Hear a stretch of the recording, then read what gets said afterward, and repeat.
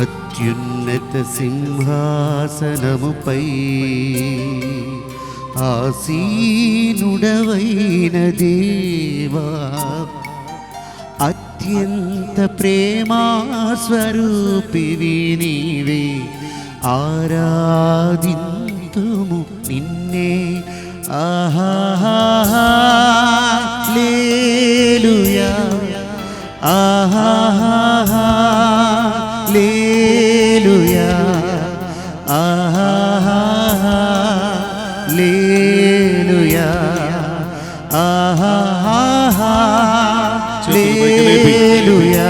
చేతులు పైకి లేపి హల్లెలూయా, ఆహాహా హల్లెలూయా, ఆహాహా హల్లెలూయా.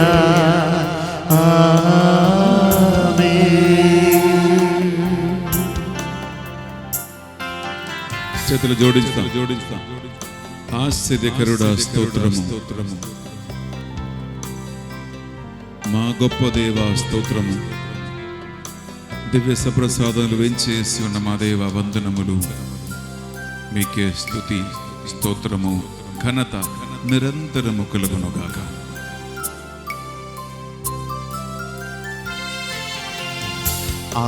ఆశ్చర్యకరుడా స్తోత్రం, ఆలోచనకర్త స్తోత్రం, బలమైన దేవా నిత్యుడవగు తండ్రి, సమాధాన అధిపతి స్తోత్రం. ఆశ్చర్యకరుడా ఆశ్చర్యకరుడా స్తోత్రం, ఆలోచనకర్త స్తోత్రం,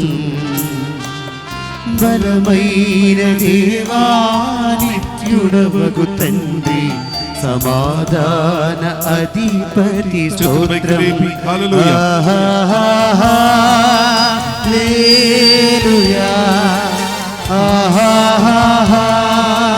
హల్లెలూయా, హల్లెలూయా.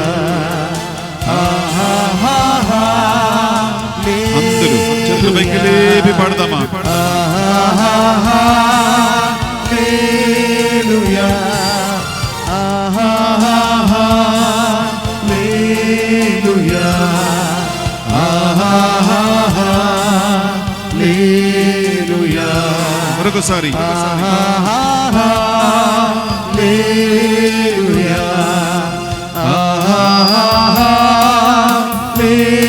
హల్లెలూయా,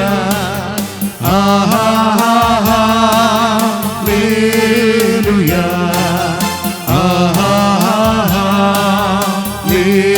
హల్లెలూయా. గుండెత్తి పాడదామా? చేతులు లేపి హల్లెలూయా, hallelujah, hallelujah, hallelujah,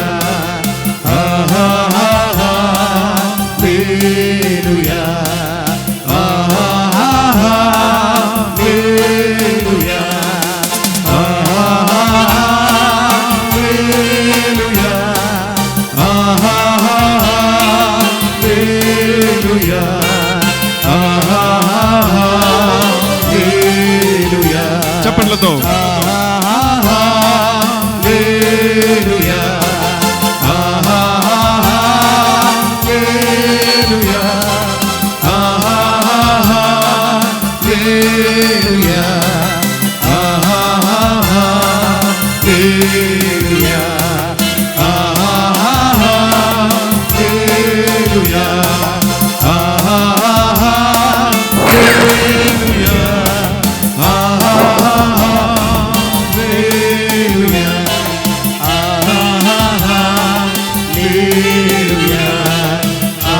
స్తుతించు. Hallelujah, hallelujah, hallelujah, hallelujah, hallelujah, hallelujah, hallelujah,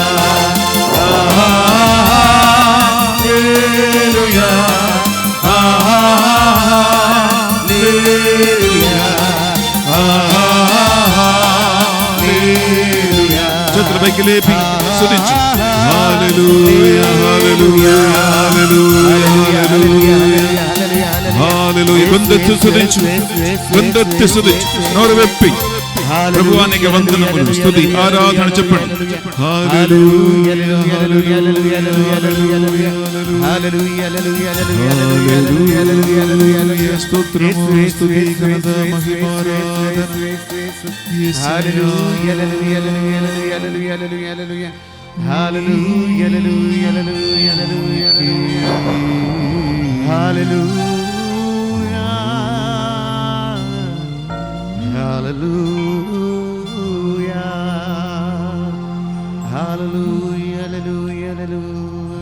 hallelujah hallelujah. Praise the Lord. Hallelujah hallelujah hallelujah hallelujah hallelujah hallelujah hallelujah hallelujah hallelujah hallelujah hallelujah. Hallelujah. ప్రియ సహోదరి సహోదరులారా,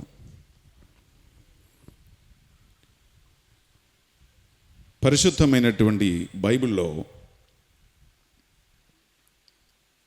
ఒక వ్యక్తి మాట్లాడుతున్న మాటలు పాపమా కాదా, నీ మనసులో తిరుగుతున్న తలంపులు పాపాలా కాదా, నీవు చేస్తున్న క్రియలు పాపమా కాదా అని తెలుసుకోవటానికి 4 డెఫినిషన్స్ ఉన్నాయి. ఇదేదో మనిషి బుద్ధి కాదు. నేను చేసింది పాపమా కాదా అంటానికి వాడవడు వీడవడు, అందరు చేస్తున్నారు కదా, మరి నేను చేస్తే అది పాపమా కాదా, ఇటువంటి ఏ మాటలు ఏ ముచ్చట్ల అవసరము లేకుండా పరిశుద్ధ గ్రంథం మనకు తెలియచేస్తూ ఉంటుంది.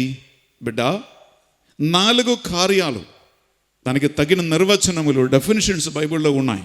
ఎవరిని అడగక్కర్లా. ఈ 4 కార్యాలు ఈ రాత్రి మీరు నేర్చుకోవాలి. ఇప్పుడు మీకే తెలుస్తుంది నేను చేసిన కార్యము దేవుని ఎదుట పాపమా కాదా. నంబర్ 1 బైబిల్లో తీసుకోండి. యాకోబు రాసిన పత్రిక 4వ అధ్యాయము 7వ వచనం. త్వరగా బైబిల్ తీసుకోవాలి.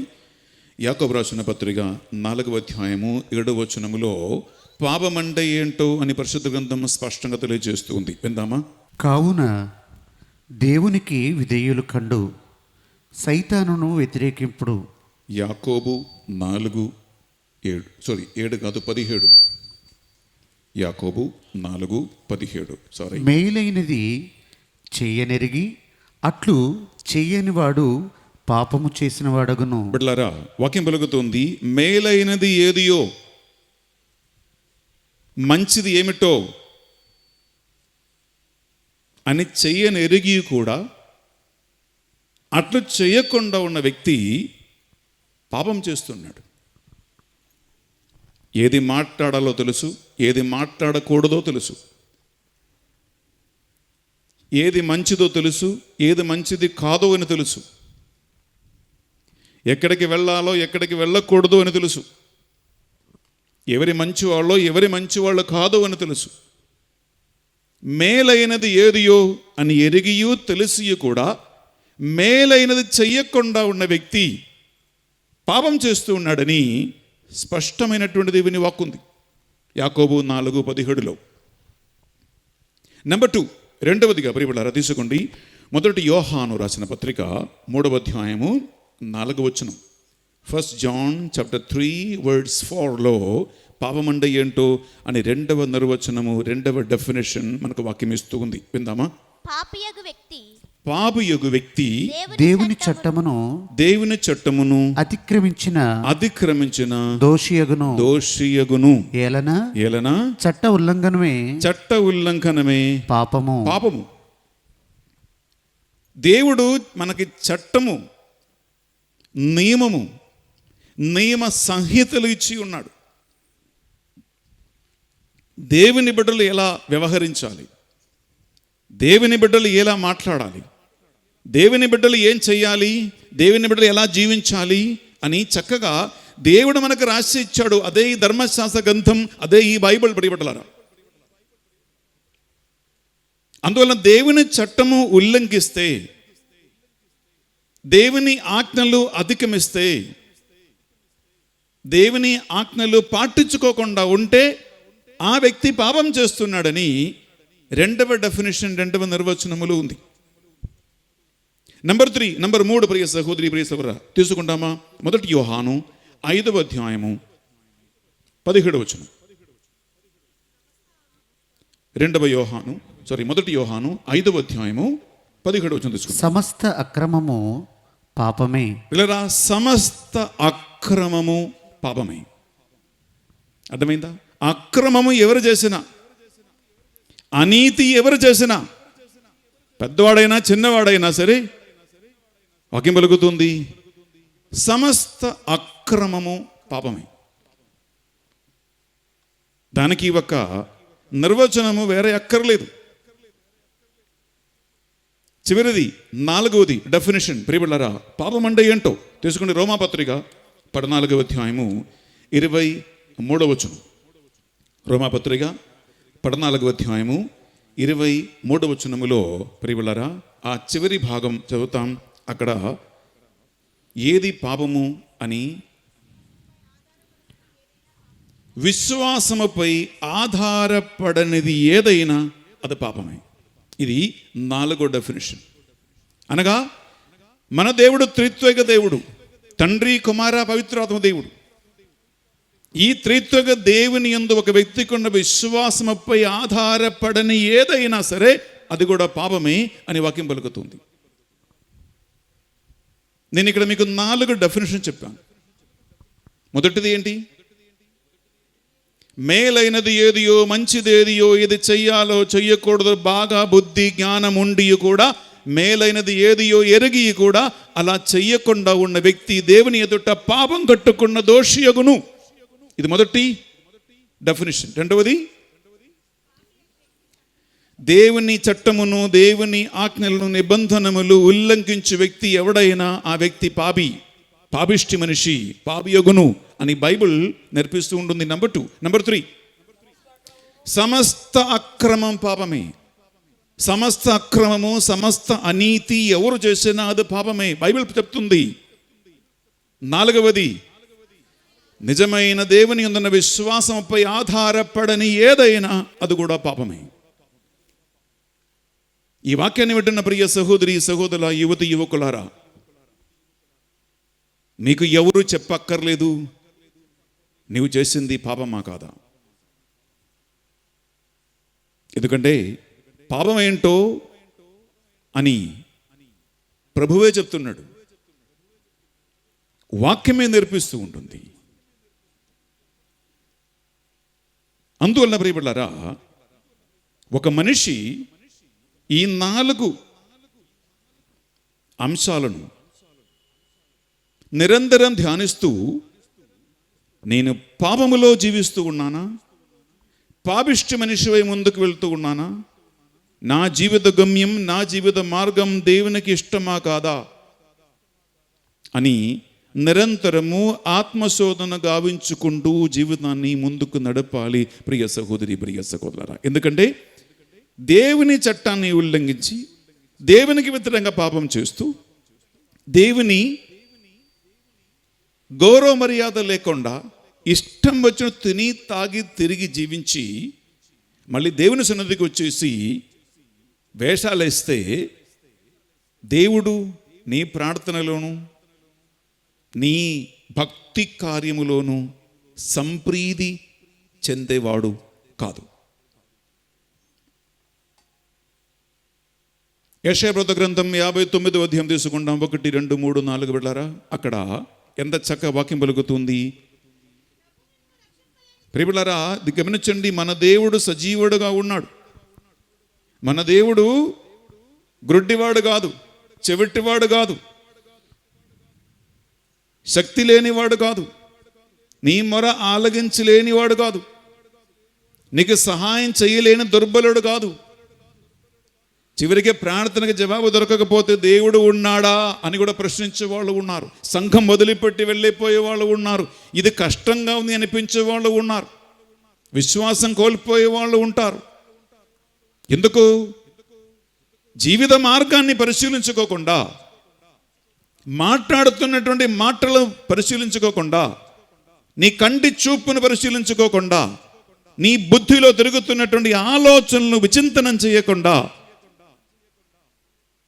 నీకు దుఃఖము, దురితములు, వేదనలు, యాక్సిడెంట్, పరీక్షలు, ఇంటర్వ్యూలు, రోగము, ఆపరేషన్స్, గర్భఫలము,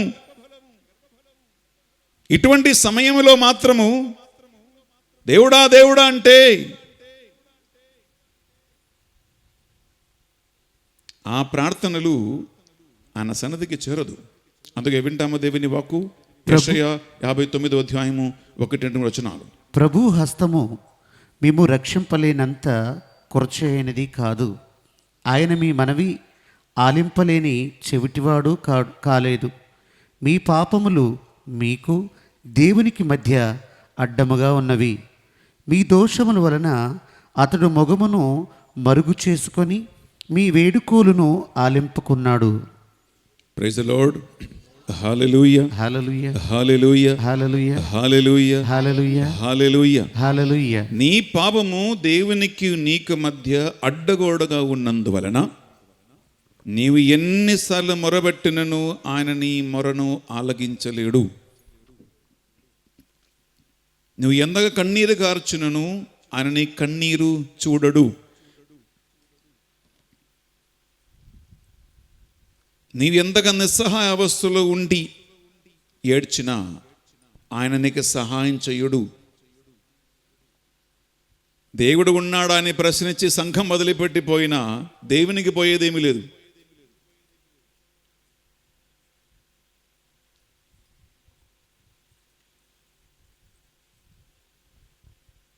ప్రియ సహోదరి సహోదరులారా, బైబిల్ చదివి, వాక్యం విని, వాక్యాన్ని నేర్చుకొని, నేను చెప్పినట్టు ఈ 4 డెఫినేషన్స్ పాటించటం అందరికీ సాధ్యం కాదు. ఎందుకు అందరికీ సాధ్యం కాదంటే, చదువుకున్న వాళ్ళకి ఇది ఓకే, కొద్దిగా బుద్ధి జ్ఞానం ఉన్న వాళ్ళకైతే ఓకే,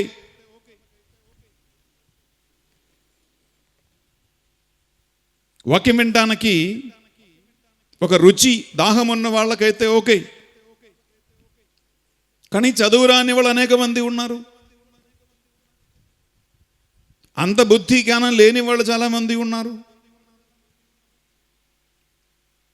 అన్యులు చాలామంది ఉన్నారు. దేవునిపై నమ్మకం లేని వాళ్ళు ఉన్నారు. అసలు గుడికి రాని వాళ్ళు ఉన్నారు. ఇలాంటి వాళ్ళ సంగతి ఏంటి? వాళ్ళకి పాపం లేదా? వాళ్ళని దేవుడు ఎలా చూస్తాడు అని ప్రశ్నిస్తే, ఈ పాపం అనేది కేవలము ఆర్సిఎం సంఘానికి, కత్తులగెదర సంఘాలకి, యేసుక్రీస్తు నమ్ముకున్న వాళ్ళకి మాత్రం కాదండి బిడ్డలారా. దేవుడు సర్వజ్ఞాని. అందువలన దేవుని జ్ఞానం ఎటువంటిదంటే బిడ్డలారా, అది మనిషి బుద్ధికి, మనిషి ఆలోచనకి కూడా అందదు. తీసుకోండి రోమాపత్రిక 2వ అధ్యాయం తీసుకుంటారా. రోమపత్రిక 2వ అధ్యాయంలో తీసుకోండి మీరు 14, 15, 2 వచనాలు. అన్యజాతులకు, శ్రద్ధతో ఈ మాట వినండి. Okay, yes. అన్యజాతులకు, అన్ని జాతులకు ధర్మశాస్త్రము లేదు. ధర్మశాస్త్రము లేదు. ధర్మశాస్త్రం అంటే ఏంటి? ధర్మశాస్త్రం అంటే ఏంటి? ధర్మశాస్త్రం అంటే బైబిల్ అమ్మ, నిబంధనలు. ధర్మశాస్త్రం అంటే ఇదే, మీ చేతిలో ఉన్నటువంటి బైబిల్. ఏదో 10 ఆజ్ఞలు, దేవుని నిబంధనలు. ఓకే, అన్ని జాతి జనులకు ఏది లేదు? ధర్మశాస్త్రం లేదు. దేవుని నమ్మకున్న వాళ్ళ ఇంట్లో బైబిల్ ఉంది. జ్ఞానస్నానం పొందిన వాళ్ళ ఇంట్లో బైబిల్ ఉంది.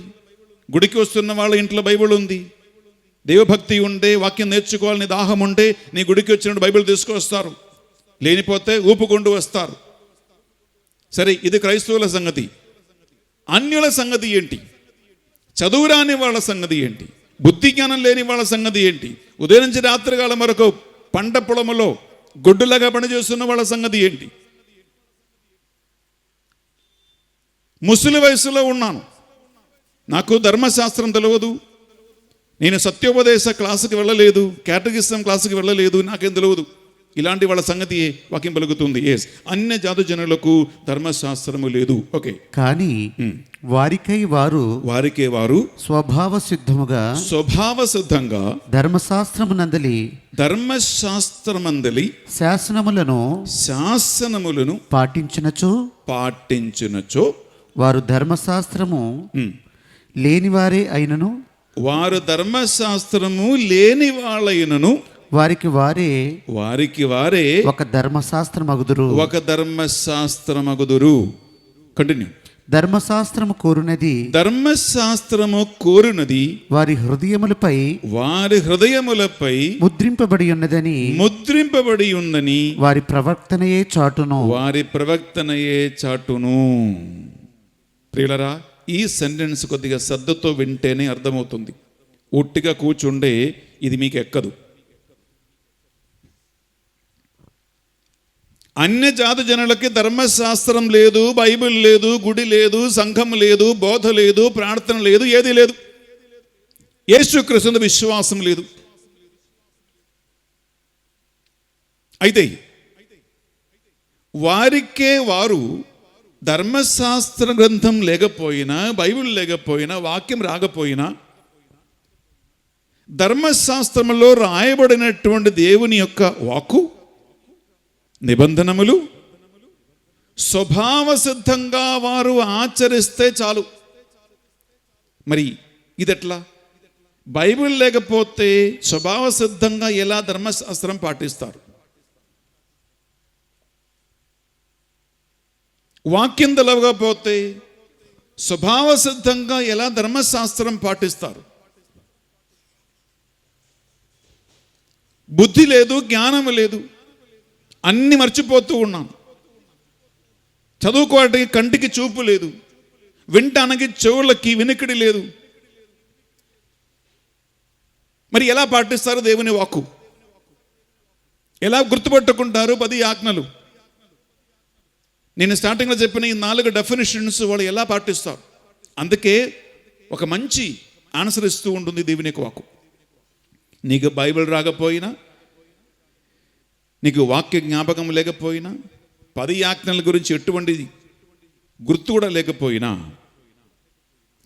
నీ ఇంట్లో బైబిల్ లేకపోయినా, ధర్మశాస్త్ర గ్రంథము కోరునది ప్రతి ఒక్కరి మనస్సుపై, ప్రతి ఒక్కరి హృదయముపై దేవుడు ముద్రించాడంట. ఆ ముద్ర ఉన్నందువలన నీకు ధర్మశాస్త్ర గ్రంథం, బైబిల్ నీ చేతులు లేకపోయినా, స్వభావ సిద్ధంగా, న్యాచురలీ, ఆటోమేటికలీ దేవుడు నీ గుండెపై ముద్రించినటువంటి వాక్కు నీవు పాటిస్తే చాలంటున్నాడు. ఇది ఎలా పాటిస్తారు?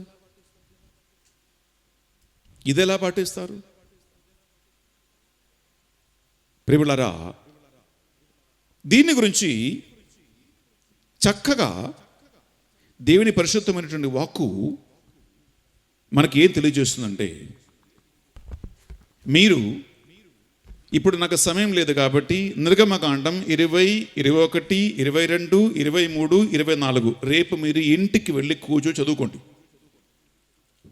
నిర్గమకాండం 20వ అధ్యాయము, 21వ అధ్యాయము, 22వ అధ్యాయము, 23వ అధ్యాయము, 24వ అధ్యాయము. ఇది మీరు ఇంటికి వెళ్ళి చదవాలి. ఈ 5 చాప్టర్స్లో ఏమని రాయబడి ఉందంటే, ప్రియబిడ్డలారా, ఐగుప్తు నుంచి వచ్చినటువంటి ఇజ్రాయెల్ ప్రజలకి దేవుడు చేశాడు, ఆ సీనాయి కొండ నుండి మోషేకి 10 ఆజ్ఞలు ఇచ్చారు. ఈ 10 ఆజ్ఞల సంబంధమైన అన్ని వివరాలే నిర్గమకాండం 20, 21, 22, 23, 24లో ఉన్నాయి. అయితే 24వ అధ్యాయంలో మనము కేవలం 2 వచనాలు మాత్రం చదువుతూ ఉన్నాం. అదేంటంటే 6, 7, 8 మాత్రం. నిర్గమకాండం 24వ అధ్యాయంలో 6, 7, 8 అక్కడ ప్రియబిడ్డలారా, దేవుడు రాసి ఇచ్చినటువంటి 10 ఆజ్ఞలు మోషే సీనాయి కొండని కిందకి తీసుకొచ్చి ఇజ్రాయెల్ ప్రజలందరి ఎదుట నిలబడి దేవుడు రాసి ఇచ్చిన ఈ ఆజ్ఞలన్నీ చదివి వినిపించారు. చదివి వినిపించినప్పుడు ప్రజలందరూ ఏం చెప్పారు? దాదాపు 6,03,550 మంది ప్రజలు ఉన్నారు. 2-3 కాదు. ఐగుప్తు నుంచి దేవుడు తీసుకొచ్చినటువంటి మనుషుల సంఖ్య 6,03,550 మంది. అయితే ఇంతమంది ఏం చెప్పారు? మేము ప్రభువు ఇచ్చిన సకల ఆజ్ఞలు పాటిస్తాం, మేము ఆయన చెప్పినట్టు వింటాం. Praise the Lord. Hallelujah hallelujah hallelujah hallelujah hallelujah hallelujah. విందామా? 6, 7, 8. మోషే కోడెల నెత్తురులో సగము పళ్ళెములో పోసి మిగిలిన సగమును పూజాపీఠముపై చల్లెను. అతడు నిబంధన గ్రంథమును చదివి ఇశ్రాయేలులకు వినిపించెను. నిబంధన గ్రంథము చదివి ఇజ్రాయేలుకు వినిపించెను. వారు 50 శాసనములెల్లా మేము అనుసరింతుము. 50 రాసి ఇచ్చిన శాసనములెల్లా మేము పాటిస్తాము, అనుసరిస్తాము అని మాట ఇచ్చారు. Yes, continue. మేము ఆయనకు విధేయులమైందుము అనేది. మేము ఆయనకి తప్పక విధేయులై ఉంటాము అనేది. Yes, continue. అప్పుడు మోషే పళ్ళెములోని రక్తము ఇశ్రాయేలుల మీద ప్రోక్షించి యావే మీకు ఈ నియమమును ప్రసాదించుచు మీతో చేసుకున్న నిబంధనకు సంబంధించిన రక్తము ఇదియే అనెను. Praise the Lord. Praise the Lord. Hallelujah hallelujah hallelujah hallelujah hallelujah hallelujah hallelujah hallelujah. ప్రియములారా, ఇంతమంది ముందు దేవుడు రాసి ఇచ్చినటువంటి నిబంధన గ్రంథం మోషే చదివి వినిపిస్తే అందరూ ఒకే రీతిగా ఒప్పుకున్నారు. ఏమని? మేము ఇవి అన్నీ పాటిస్తాం, ఇవి అన్నీ పాటిస్తాం. ప్రభు అన్నాడు, మీరు ఈ నిబంధనములు పాటిస్తే మీరు నా సొంత ప్రజలు, నేను మీకు ఏమని? దేవుణ్ణి. ఈ నిబంధనలు పాటిస్తే మీరు నా సొంత ప్రజలే, నా బంగార కొండ, నేను మీకు దేవుణ్ణి. ఇది పాటిస్తాయి. అంతేకాదు, ఈనాటి మొదటి పట్టణము ఎంత చక్కగా ఈ నిబంధనల గురించి దేవుడు చెప్పాడో మీరు విన్నారేమో నాకు తెలియదు, కానీ మళ్ళీ చదువుతాం. ఈనాటి మొదటి పట్టణం, ఓకే, అది ఎక్కడంటే ద్వితీయోపదేశకాండం 4వ అధ్యాయం తీసుకోండి. 6, 7, 8, 3 వచనాలు. ప్రియములారా, ఎంత గొప్ప మాట తెలుసా? ఒకవేళ మొదటి పట్టణం ఆ అబ్బాయి చదువునప్పుడు మీరు వినకపోతే ఇప్పుడు చూసుకోండి, ఇప్పుడు వినండి. ఈ నిబంధనలు పాటిస్తే నీవు నా సొంత ప్రజలు అవుతారు, నేను నీ దేవుడిని అవుతాను, నీకు నాకు మధ్యలో ఒక మంచి సంబంధం ఏర్పడుతుంది, ఒక మంచి రిలేషన్షిప్. మంచి సంబంధాలు కావాలంటారు కదా, మంచి సంబంధాలు కావాలి. ఇక్కడ దేవుడే ఒక మంచి సంబంధం తీసుకొస్తున్నాడు. నీకు దేవునితో ఉన్న సంబంధం, దేవునికి నీతో ఉన్న సంబంధం ఎప్పుడు? ఆజ్ఞలు పాటిస్తే, నిబంధనలు పాటిస్తాయి. ఈ మాట వినండి, దీనికంటే గొప్ప మాట ఇంకొకటి లేదు. ఎస్, విందామా? ద్వితీయోపదేశకాండం 4వ అధ్యాయము 6, 7, 8. మీరు ఈ విధులన్నిటినీ అనుసరించరేని, మీరు ఈ విధులన్నీ అనుసరింతువేని ఇతర జాతులు మీరెంత వివేకవంతులో ఎంత విజ్ఞానవంతులో గుర్తింతురు. వావ్! దేవుడైన యావే రాసిచ్చిన నిబంధనలు, ఆజ్ఞలు పాటిస్తే ఇతర జాతులు ఏం గుర్తించుకుంటారు?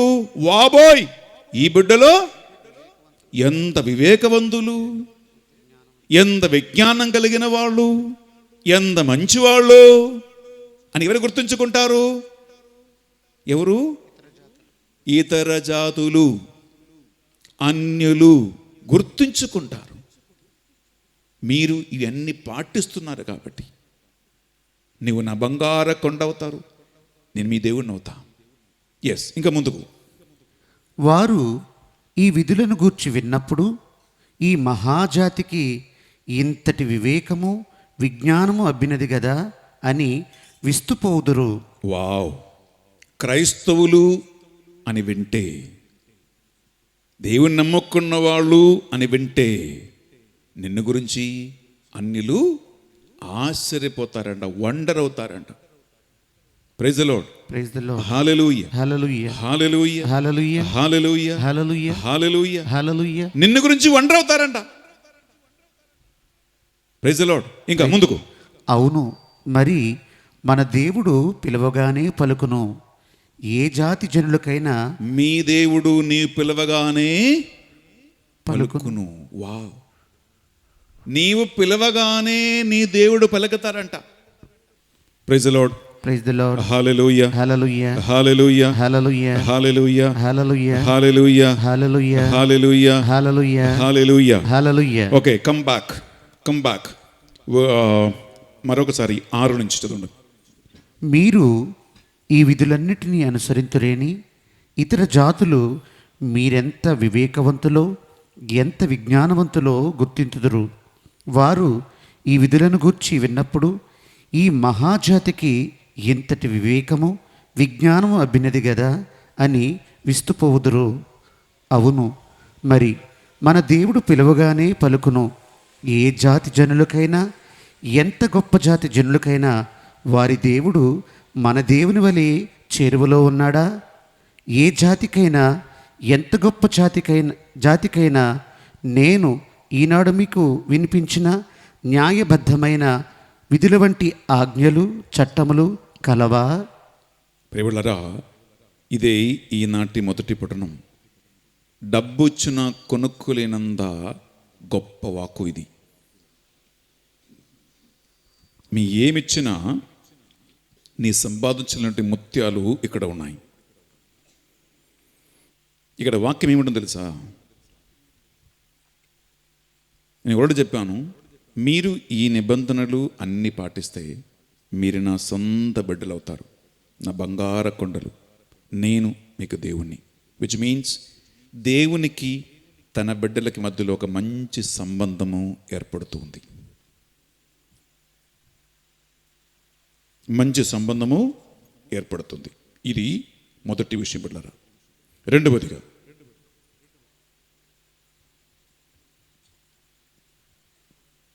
ఇవి అన్నీ మీరు పాటిస్తే మీరు ఎంత జ్ఞానం, ఎంత వివేకం, ఎంత బుద్ధి కలిగిన గొప్పవాళ్ళుగా మీరు మారతారు. మీరు పిలిస్తేనే నీ దేవుడు పలుకుతాడంట.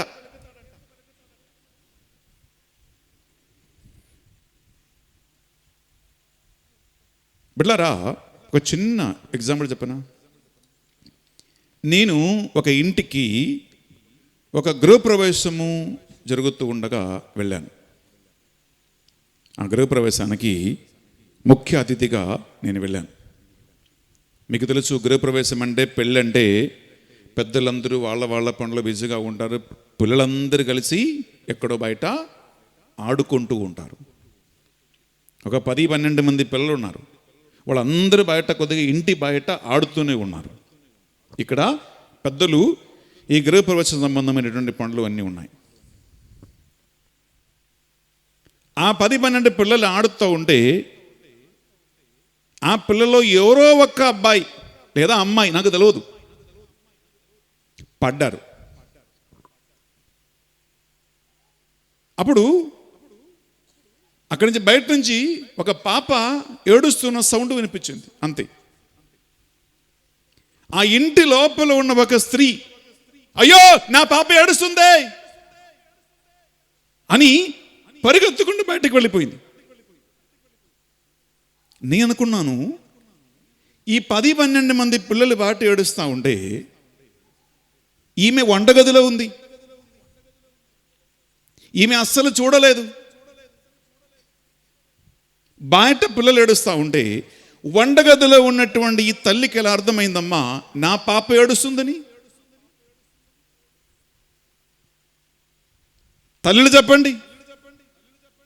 వంటగదిలో ఉన్నటువంటి ఒక స్త్రీ వంట పనిలో ఉంది, బయట ఎక్కడో ఒక పాప ఏడుస్తే వంటగదిలో పనులన్నీ వదిలిపెట్టి పారిపోతూ ఉంటుంది. ఒకే ఒక మాట అంటూ, అయ్యో నా పాప ఏడుస్తూ ఉంది. నా ప్రశ్న ఒకటే, చూడకుండా ఈ తల్లికి ఎలా అర్థమైంది తన పాప బయట ఏడుస్తుందని?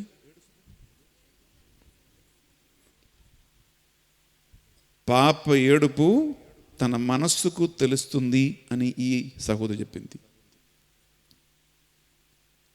తల్లికి బిడ్డకి మధ్యలో ఒక మంచి సంబంధం ఉంటే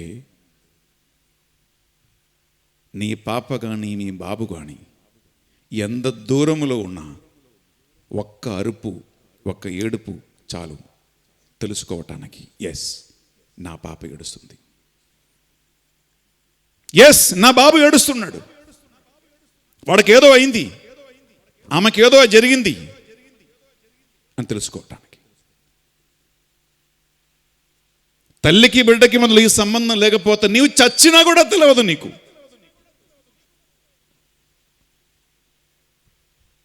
ప్రభువు అన్నాడు, మీరు ఈ నిబంధనలు అన్ని పాటిస్తే మీరే పిలవగానే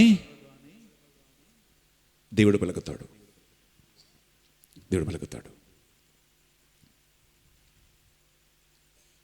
పిలవగానే పలికే దేవుడు ఉన్నాడని వాక్యం తెలియజేస్తూ ఉండే, పిలవగానే పలకాలంటే ఆ దేవునితో నీకున్న సంబంధం కూడా అలా ఉండాలి.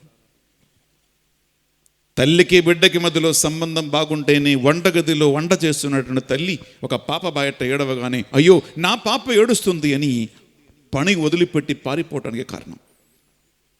నాకు అర్థమైంది, ఒక తల్లికి బిడ్డకి మధ్యలో ఉన్నటువంటి సంబంధం ప్రియలారా అది ఎంత గాఢమైనదో.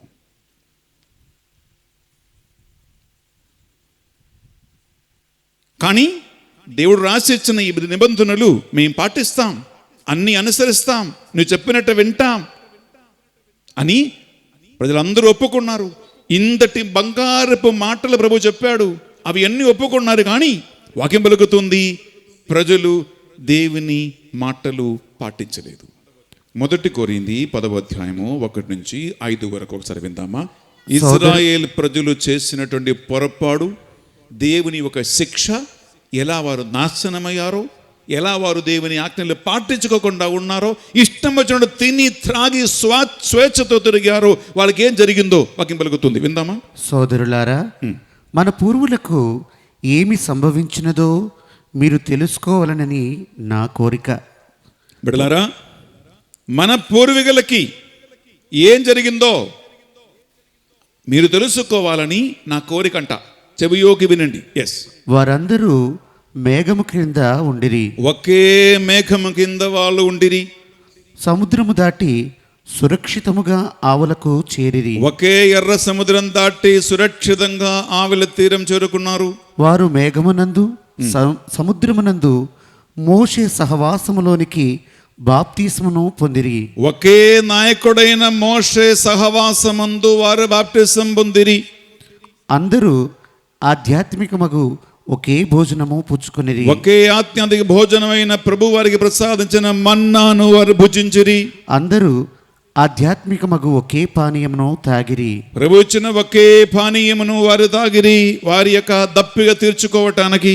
ఏలన వారు తమతో వెడలిన ఆధ్యాత్మికమగు శిల నుండి దాహమును తీర్చుకొనిరి. ఆ శిల క్రీస్తే అయినప్పటికీ ఇది ముఖ్యం, అయినప్పటికీ వారిలో పెక్కు మందిని గురించి దేవుడు సంతోషించలేదు.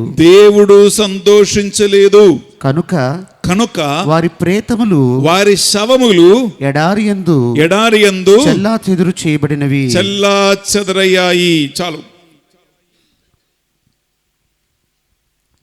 ప్రియలారా, తల ఎత్తి ఇటు చూడండి. 6,03,500 మంది ఇజ్రాయెల్ ప్రజల కథ, మీ పూర్వీకుల కథ. పూర్వ నిబంధనలో నిర్గమకాండం, ద్వితీయోపదేశకాండము పుస్తకాల్లో రాయబడినటువంటి కథ సంఘటన పునీత పౌలు గారు కొరింథీ ప్రజలకు రాసి గుర్తు చెప్పిస్తూ ఉన్నారు. ఏమని? బిడ్డలారా, నీ పూర్వీకులకి ఏం జరిగిందో అని మర్చిపోతూ గుర్తుంచుకుంటున్నాడు. అక్కడ ఇన్ని లక్షల మందికి కామన్గా జరిగినట్టు కొన్ని కార్యాలు ఉన్నాయి. అక్కడ లెక్క పెట్టి చెప్తున్నాడు. నంబర్ 1, వారందరూ కూడా ఒకే మేకము కింద ఉండిరి, ఒకే ఎర్ర సముద్రం వారు కలిసి దాటారు, ఒకే నాయకుడైనటువంటి మోషే కింద వారు నడిచారు, మన్నా అనేటువంటి భోజనం కడుపు నిండి అందరూ తిన్నారు, ఒకే ఆజ్ఞశీలైనటువంటి ఆ బండరాయి నుండి వారు నీళ్లు తాగారు, పానీయం తాగారు, ఒకే ఎడారి ఎందు వారు అందరూ నడిచారు. కానీ చివరికి వాక్యం పలుకుతుంది, వారిలో ఎక్కువ మంది విషయమై దేవునికి ఎటువంటి సంతోషము లేదు.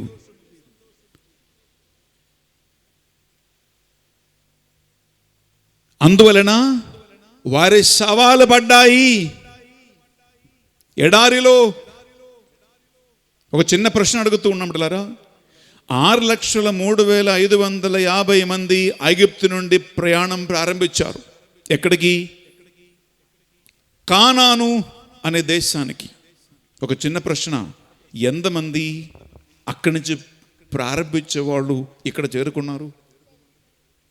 2. ఆ 2 పేర్లు గుర్తుందా? యెహోషువ, కాలేబు. ప్రియమిత్రులారా, సదత్తు వినండి. 6,03,550 మంది బయలుదేరితే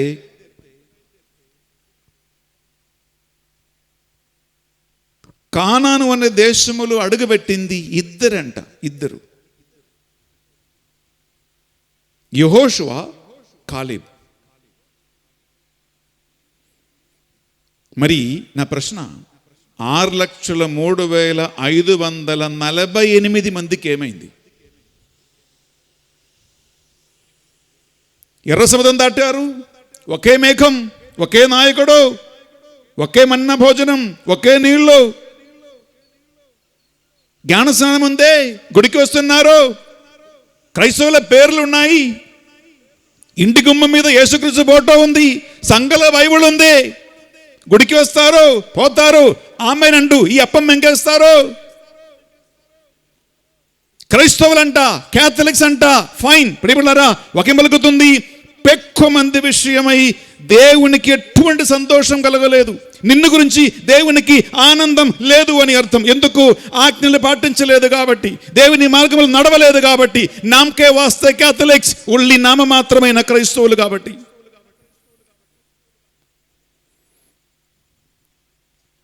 పేరునికి క్రైస్తవుడే, చెప్పుకోవటానికి క్యాథలిక్సే. సంఘంలో బైబిల్ ఉంది, ఇంట్లో ఒక ఫ్యామిలీ కార్డు కూడా ఉంది పెట్టుకోవటానికి.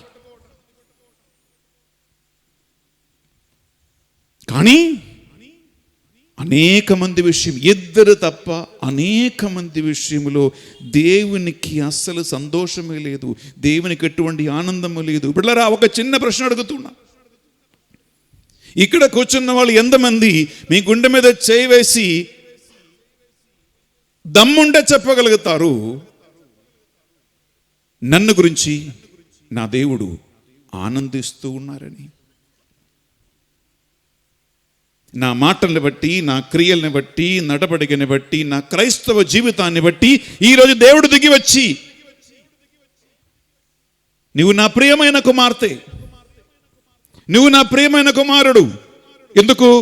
నీవు నా నిబంధనలు పాటిస్తున్నారు, ఆజ్ఞలు పాటిస్తున్నారు, నీకు నాకు మధ్యలో ఒక మంచి సంబంధం ఉంది. అమ్మా, నువ్వు పిలిస్తే నేను పలుకుతా.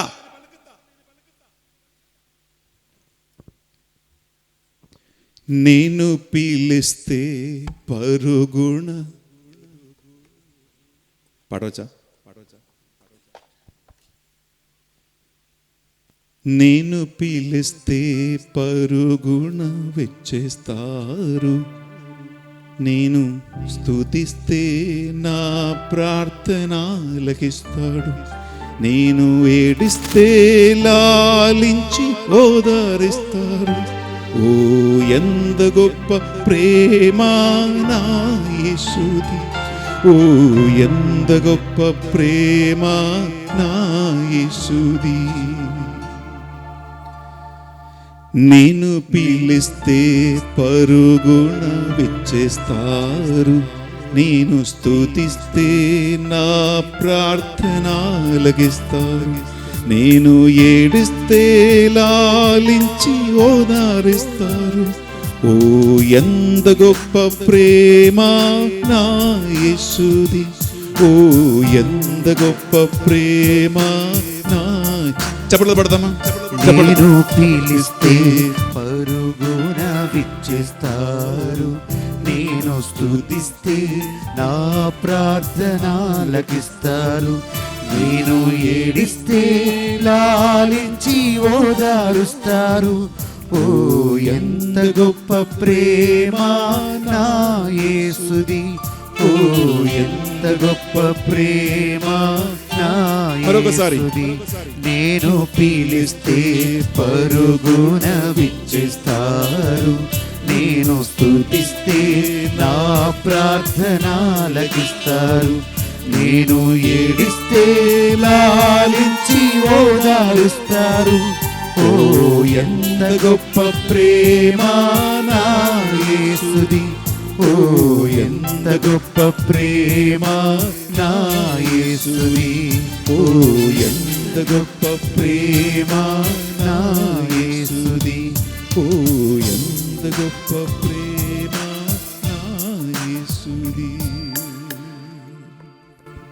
పాట పాడే టైం లేదు, అందుకే ఈ 4 లైన్ పాడి ఆపేస్తున్నా. ప్రియబిడ్డలారా, నీవు పిలిస్తే పలికే ఒక దేవుడు ఉన్నాడు.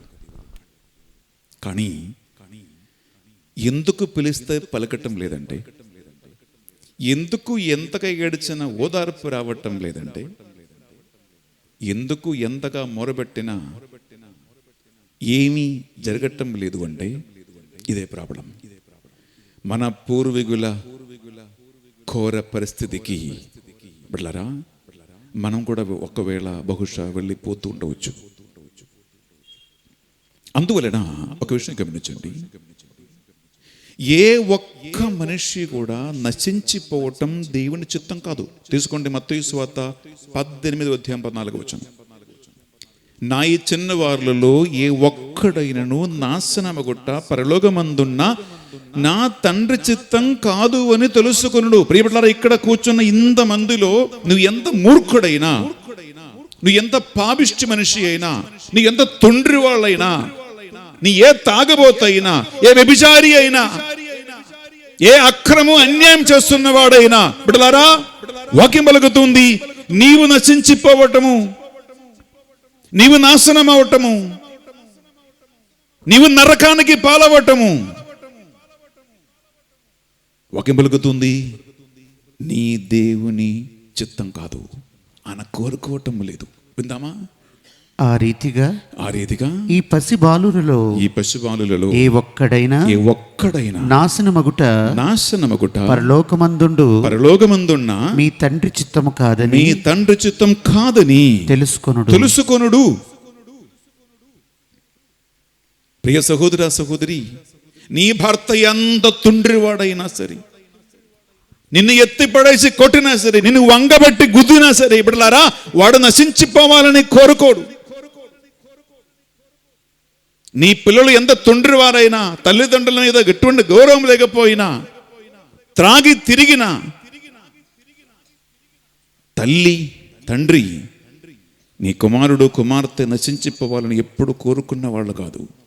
ఎప్పుడైనా వీడికి మారు మనసు రావాలని, ఎప్పుడైనా ఈమెకి మంచి బుద్ధి రావాలని, ఎప్పుడైనా వీడు మారి మనసు పొందాలని కోరుకుంటూ ఉంటారు. ప్రియులారా, ఒక చిన్న ఉదాహరణ చెప్తాను. నేను ఊరు పేరు చెప్పను, ఎందుకంటే ఇది ఈ టీవీ ఛానల్ ద్వారా ఆల్ ఓవర్ ద వరల్డ్ పోతుంది కాబట్టి అని అనుకుంటాడు, అరే నా సంగతి బెన్నిఫారు ఈ వెల్లటూరులో చెప్పారా అని అనుకుంటారు. సంగతి అయితే ప్రియులారా, నేను ఒక్క గ్రామానికి ఇలా 3 రోజుల ప్రార్థనా కూటానికి వెళ్ళా. అప్పుడు ఆ గ్రామంలో ఉన్నటువంటి ఒక పెద్ద కుటుంబం బెన్నీ ఫాదర్ని నా ఇంట్లో నేను 3 రోజులు పెట్టి చూసుకుంటాను అని నిర్ణయం తీసుకున్నాడు. ఫాదర్ దగ్గరికి వెళ్ళి అడిగి పర్మిషన్ తీసుకున్నాడు. మంచి పెద్ద ఇల్లు అండి, నాకు ఏ ఇబ్బంది లేదు, మంచి హాయిగా ఏసీ రూమ్ అన్నీ ఉన్నాయి. పొద్దున్న లేచినప్పటి నుంచి రాత్రి పడుకున్నంత వరకు నా దగ్గర ఉండి నన్ను ఆ ఇద్దరు చూసుకున్నారు. భార్య భర్త ఇద్దరే ఇంట్లో ఉన్నారు. పిల్లలు అమెరికాలో ఉన్నారు, 3 పిల్లలు, ఒక బాబు 2 పాపలు అమెరికాలో ఉన్నారు. ఇక్కడ ఈ భార్య భర్త మాత్రమే ఉన్నారు.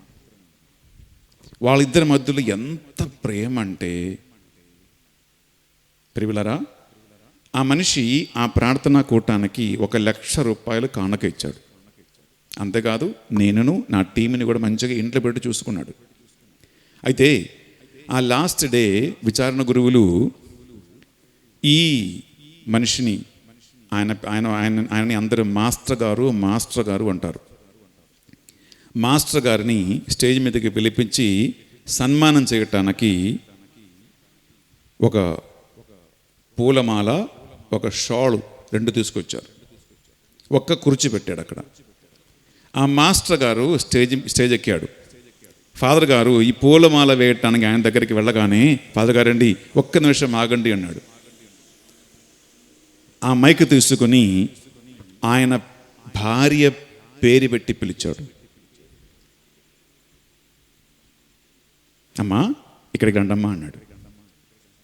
భర్తకి సమ్మానం విచారణ గురువులు చేస్తున్నాడు. పూలమాల మెడ మీద వేసుకునే ముందు, ఫాదర్ గారండి ఒక్క నిమిషం ఆగండి అన్నాడు. మైక్ తీసుకుని ఆ భార్య దాదాపు ఒక 4,000 మంది కూర్చున్నారు, పెద్ద గుంపు, 4,000 మంది కూర్చుండే ఆ 4,000 మంది ముందు మైక్ పట్టుకొని తన భార్య పేరెత్తి పిలిచాడు ఈ మాస్టర్ గారు. ఆ భార్య ఆ గుంపు నుంచి మెల్లగా నడుచుకుంటూ స్టేజ్ మీదకి వచ్చింది. ఫాదర్ గారండి ఇప్పుడు ఆ దండ మా ఇద్దరికి వేయండి అని అన్నాడు. ఒక్క పూలదండ ఆ ఫాదర్ గారు భార్య భర్త ఇద్దరికి వేశారు. ఒక్క షాడు ఇద్దరికి కప్పారు. వాళ్ళిద్దరి మధ్యలో ఉన్న ప్రేమ చూసి అక్కడికి వచ్చిన చాలామంది ఏడ్చారు.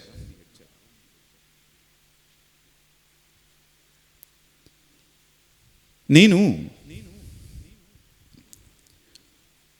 ఆ భార్యని అడిగాను, అమ్మా నీవంటే నీ భర్తకి ఎందుకు ఇంత ప్రేమ? నేను చాలా అరుదుగా చూస్తూ ఉన్నాను, భర్తకి సన్మానం చేస్తే ఎక్కడో ఉన్న భార్యను కూడా పిలిపించి ఒక దండ ఇద్దరికి వేయించుకోవటము, ఒక్క షాల్ ఇద్దరికి కప్పుకోవటము నేను సాధారణంగా ఎక్కడ చూడను. ఎందుకు నీ భర్తకి నువ్వంటే ఇంత గౌరవం, ఇంత ప్రేమ అమ్మ అడిగాను. వెంటనే ఆమె కళ్ళ మట్ట కన్నీరు వచ్చింది. అప్పుడు ఆమె ఒక మాట చెప్పింది, ఫాదర్ గారండి మీరు చూస్తున్న ఈ భర్త కాదండి నా భర్త. ఆయన మారాలని 26 సంవత్సరాలు నేను కన్నీరు కార్చి మోకరించి ఈ గుడిలో ప్రే చేసుకున్నాను. 26 సంవత్సరాల భర్త మారాలని మోకరించి జపమాల ప్రార్థన చెప్పుకుంటూ కన్నీరు కార్చి నేను ప్రార్థించాను. 27వ సంవత్సరం నా భర్త మారాడు. అంతకుముందు 26 సంవత్సరాలు ఈయన ఒక మూర్ఖుడు స్వామి, ఈయన చెయ్యని పాపాలు లేవు స్వామి. ఇంకా ఆమె కన్నీటితో కొన్ని విషయాలు చెప్పింది. 26 సంవత్సరాలు ప్రే చేస్తే 27వ సంవత్సరం భర్త మారి ఒక బంగారపు భర్తగా మారాడు.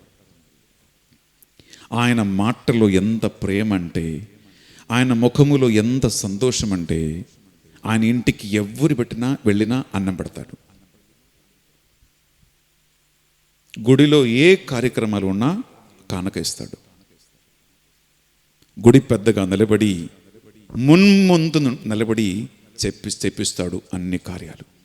ఆ ఫాదర్ గారికి ఒక స్తంభం లాంటి బలం ఈ మాస్టర్ గారు. చాలా అరుదుగా చూస్తూ ఉంటాం. నేనేమంటున్నాను, ఎందుకు ఈ విషయం చెప్పాను ప్రియులారా? 26 సంవత్సరాలు ఒక భార్య భర్త కోసం ప్రార్థించి అతన్ని మార్చుకుని ఇప్పుడు బంగారపు భర్తగా, బంగారపు భార్యగా ఉంటూ ఉన్నారు. సో ఆయన అన్నాడు, ఫాదర్ గారండి, నేను ఇప్పుడు ఇలా ఉన్నానంటే నా భార్య వల్లనే. అందువలన నాకు సన్మానం చేయటానికి ఫాదర్ గారు నన్ను స్టేజ్ మీదకి పిలిస్తే నా భార్యను వదిలిపెట్టి ఈ సన్మానం తీసుకోవటం నేను ఆమెకి వ్యతిరేకంగా చేసే పెద్ద తప్పు, పెద్ద నేరం. నన్ను ఇక్కడ నిలబెట్టింది నా భార్య ప్రేమ అని చెప్పి ఆమెను కూడా 4,000 మంది గుంపులు ఎక్కడో ఒక మూలలో ఉంది ఆమెను పేరు పెట్టి పిలిచి స్టేజ్ మీద తీసుకొచ్చి ఒక్క పూలమాలతో ఇద్దరిని కప్పి, ఒక్క షోలతో ఇద్దరిని కప్పుకుంటూ, ప్రియులరా వారి ప్రేమ. ఆ మాస్టర్ గారు ఇక్కడ లేదు, ఆ టీచర్ ఇక్కడ లేదు, కానీ ఈ టీవీలో వాళ్ళు అది వింటారు. అది గట్టి చెప్పలు కొడతాం పిల్లలు, వాళ్ళకి గట్టి చెప్పలు కొడతాం, గట్టి చెప్పలు కొడతాం. ఇది జరిగింది జస్ట్ పోయిన వారమే. ఇక నేను అక్కడికి వెళ్ళాను ప్రోగ్రాం కోసం. నేను ఎందుకు ఈ ఎగ్జాంపుల్ చెప్పానంటే ప్రియబిళ్ళారా, మీరు ఎంత తొండ్రి వాళ్ళైనా, తాగుబోతైనా, వ్యభిచారి అయినా, పాపిష్టి అయినా, ఒక భర్త నశించిపోవాలని భార్య కోరుకునే వాళ్ళు కాదు, భార్య నశించిపోవాలని భర్త కోరుకున్న వాళ్ళు కాదు, పిల్లలు నశించిపోవాలని తల్లిదండ్రులు కోరుకున్న వాళ్ళు కాదు. నీకే అంత మనసుండే ప్రభు అంటున్నాడు, నా ఈ చిన్నవారులలో ఏ ఒక్కడైనా నాశనమగుట్ట పరలోకమందున్న నా తండ్రి చిత్తం కాదు అని తెలుసుకుంటున్నాడు. Praise the Lord. Hallelujah, hallelujah, hallelujah, hallelujah, hallelujah, hallelujah, hallelujah, hallelujah. ప్రియబిడ్డలారా, అలా నువ్వు నశించిపోవటం దేవునికి ఇష్టం లేదు కాబట్టి మరి నువ్వు ఎలా ఆజ్ఞలు పాటించే వాళ్ళుగా చేయాలి? నీకు ఎలా బుద్ధి చెప్పాలి? నిన్ను ఎలా మార్చాలి? నీకు చదువు రాదు, ఎలా చదువు నేర్పిస్తారు? నీకు దేవుడు నమ్మకం లేదు, మరి ఎలా నీకు నమ్మకం కలిగించాలి? నువ్వు తుండ్రివాడు, నీతో ఎలా మాట్లాడాలి? నీ గుడికి రాడు, మరి వాక్యం ఎలా బోధించాలి? నువ్వు జ్ఞానస్నానమే పొందలేదు, మరి ఎలా రక్షణ పొందాలి? అందుకు ప్రియబిడ్డలారా, మన మంచి దేవుడు ఒక్కడు కూడా నాశనము గొట్టం ఇష్టం లేకుండా అందరూ ఒకే రీతి రక్షించబడాలని దేవుడు కోరుకున్నాడు. కాబట్టి ప్రతి ఒక్కరు విశ్వాసం ఉన్నా విశ్వాసం లేకపోయినా, మంచివాడైనా చెడ్డవాడైనా, పిల్లలైనా పెద్దలైనా, నిన్నే చెప్పాను కదా అప్పుడు వెళ్ళారా, ప్రతి ఒక్కరు నిర్ణయాలు తీసుకుంటారన్నా. నీవు ఎవడైనా సరే నీవు నశించిపోకుండా నీవు రక్షణ పొందుకోవటానికి దేవుడు ఒక మంచి మార్గం ఏర్పాటు చేశాడు. చదువు రాని వాడికి, బుద్ధి లేని వాడికి, ముసలి వాడికి, జ్ఞాపక శక్తి లేని వాడికి, గుడికి రాని వాడికి, జ్ఞానస్నానం పొందని వాడికి, వాక్యం అంటే ఇష్టం లేని వాడికి, అందరికీ సరిపడు ఒకే ఒక్క మంచి మార్గం. ఆ మార్గం ఏంటో తెలుసా ప్రియబిడ్డలారా? తీసుకుంటే దేవుని యొక్క వాక్కు తీసుకుంటాం. ఎస్ఐకేల్ ప్రవక్త గ్రంథం తీసుకుంటాం. ఎస్ఐకేల్ ప్రవక్త గ్రంథం 11వ అధ్యాయము 19, 22 వచనాలు. ఎస్ఐకేల్ ప్రవక్త గ్రంథం 11వ అధ్యాయము 19, 22 వచనాల్లో దేవుడు చేసిన గొప్ప కార్యం ఉంది. నువ్వు ఎవడవైనా సరే దేవుని ఆజ్ఞలు నువ్వు పాటించేలాగున, మంచి మార్గం నడిచేలాగున, నీవు నశించిపోకుండా ఉండటానికి, చదువు రాకపోయినా సరే నీవు బాగుపడాలని దేవుడు ఏర్పరచిన మంచి మార్గం ఉంది, మంచి పని. ఎస్ఐకేల్ ప్రవక్త గ్రంథం 11వ అధ్యాయము 19, 22 వచనాలు. నేను వారికి నూతన హృదయమును నూతన మనసును దయచేయుదును. నేను వారికి ఒక నూతన హృదయమును ఒక నూతన మనస్సును ప్రసాదిస్తాను. వారిలోని రాతి గుండెను తొలగించి, వారిలో ఉన్న రాతి గుంటను తొలగించి దాని స్థానమున మాంసపు గుండెను, ఒక మాంసపు గుంటెను నెలకొల్పుదును, నేను నెలకొల్పుదును. అప్పుడు వారు నా చట్టములను విధులను పాటింతురు. వారు నా ప్రజలగుదురు. నేను వారి దేవుడు నగుదును. పిల్లరా, దేవుడు కనిపెట్టే మార్గం ఇది. ప్రారంభంలో ఏం చేశాడు? 2 లాతి పల్లకి మీద రాసి ఇచ్చాడు. ఆజ్ఞలు ఎక్కడ ఉన్నాయి, నిబంధనలు ఎక్కడ ఉన్నాయి? ఆ మోషకి రాసి 2 రాతి పల్లక్కలు పట్టుకొచ్చాడు. ఇవి అన్ని రాతి పల్లక్కల మీదే ఉన్నాయి. ఇది పాటించమన్నాడు, కానీ ఒక్కడు పాటించలేదు, 2 తప్ప. సవాలు పడ్డాయి. ఇప్పుడు దేవునికి అర్థమైంది, ఇలా మనిషిని చంపి చంపి చంపి చంపి చంపి ముందుకు వెళ్తే ఎవడు బతకడు, రక్షణ ఎవడు పొందలేడు అని వీడిని మార్చాలి. నశించిపోవటం ఇష్టం లేని దేవుడు నిన్ను మార్చటానికి మంచి నిర్ణయం తీసుకున్నాడు. అదేం తెలుసా? నీలో ఉన్నటువంటి ఈ మూర్ఖత్వం కలిగించిన, త్రాగబోటుతనం కలిగించిన, చెడు అలవాటు కలిగించిన, దేవుని పట్ల నమ్మకం లేకుండా అన్ని విధాలుగా అన్యుడుగా మూర్ఖుడుగా తిరుగుతున్న నిన్ను మార్చటానికి దేవుడు తీసుకున్న నిర్ణయం ఏంటంటే, నీలో ఉన్నటువంటి ఈ రాతి గుంటె తొలగించి దాని స్థానమున మాంసముతో కూడిన మృదువైనటువంటి మంచి గుంటను నేను నీలో స్థాపిస్తా. నంబర్ 1. నంబర్ 2, ఆ గుండె మీద నేను నా చట్టములను నా నిబంధనలను రాసి పెడతా.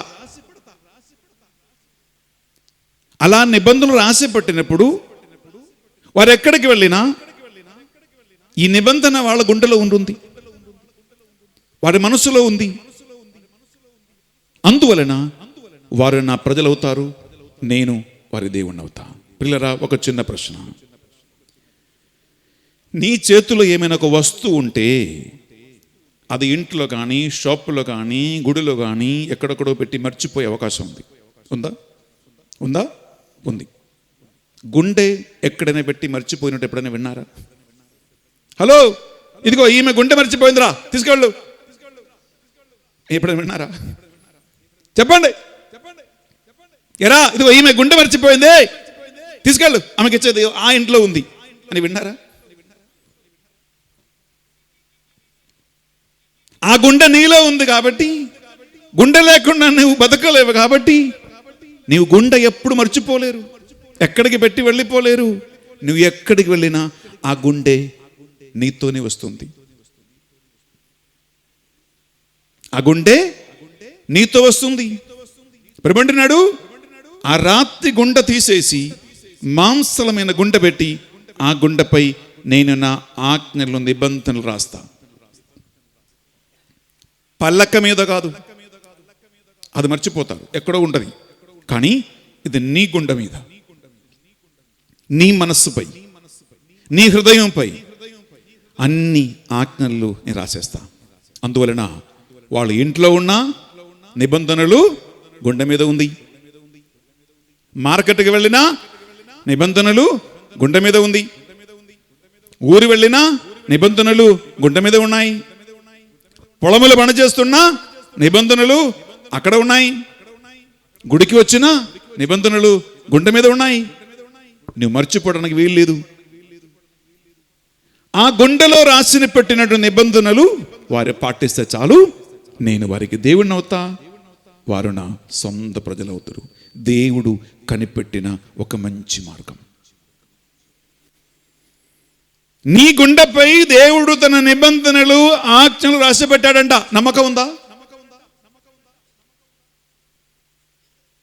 నేను నా గుండె ఎప్పుడు చూడలేదు స్వామి, ఉందా లేదా అని నాకు తెలియదు స్వామి కదా.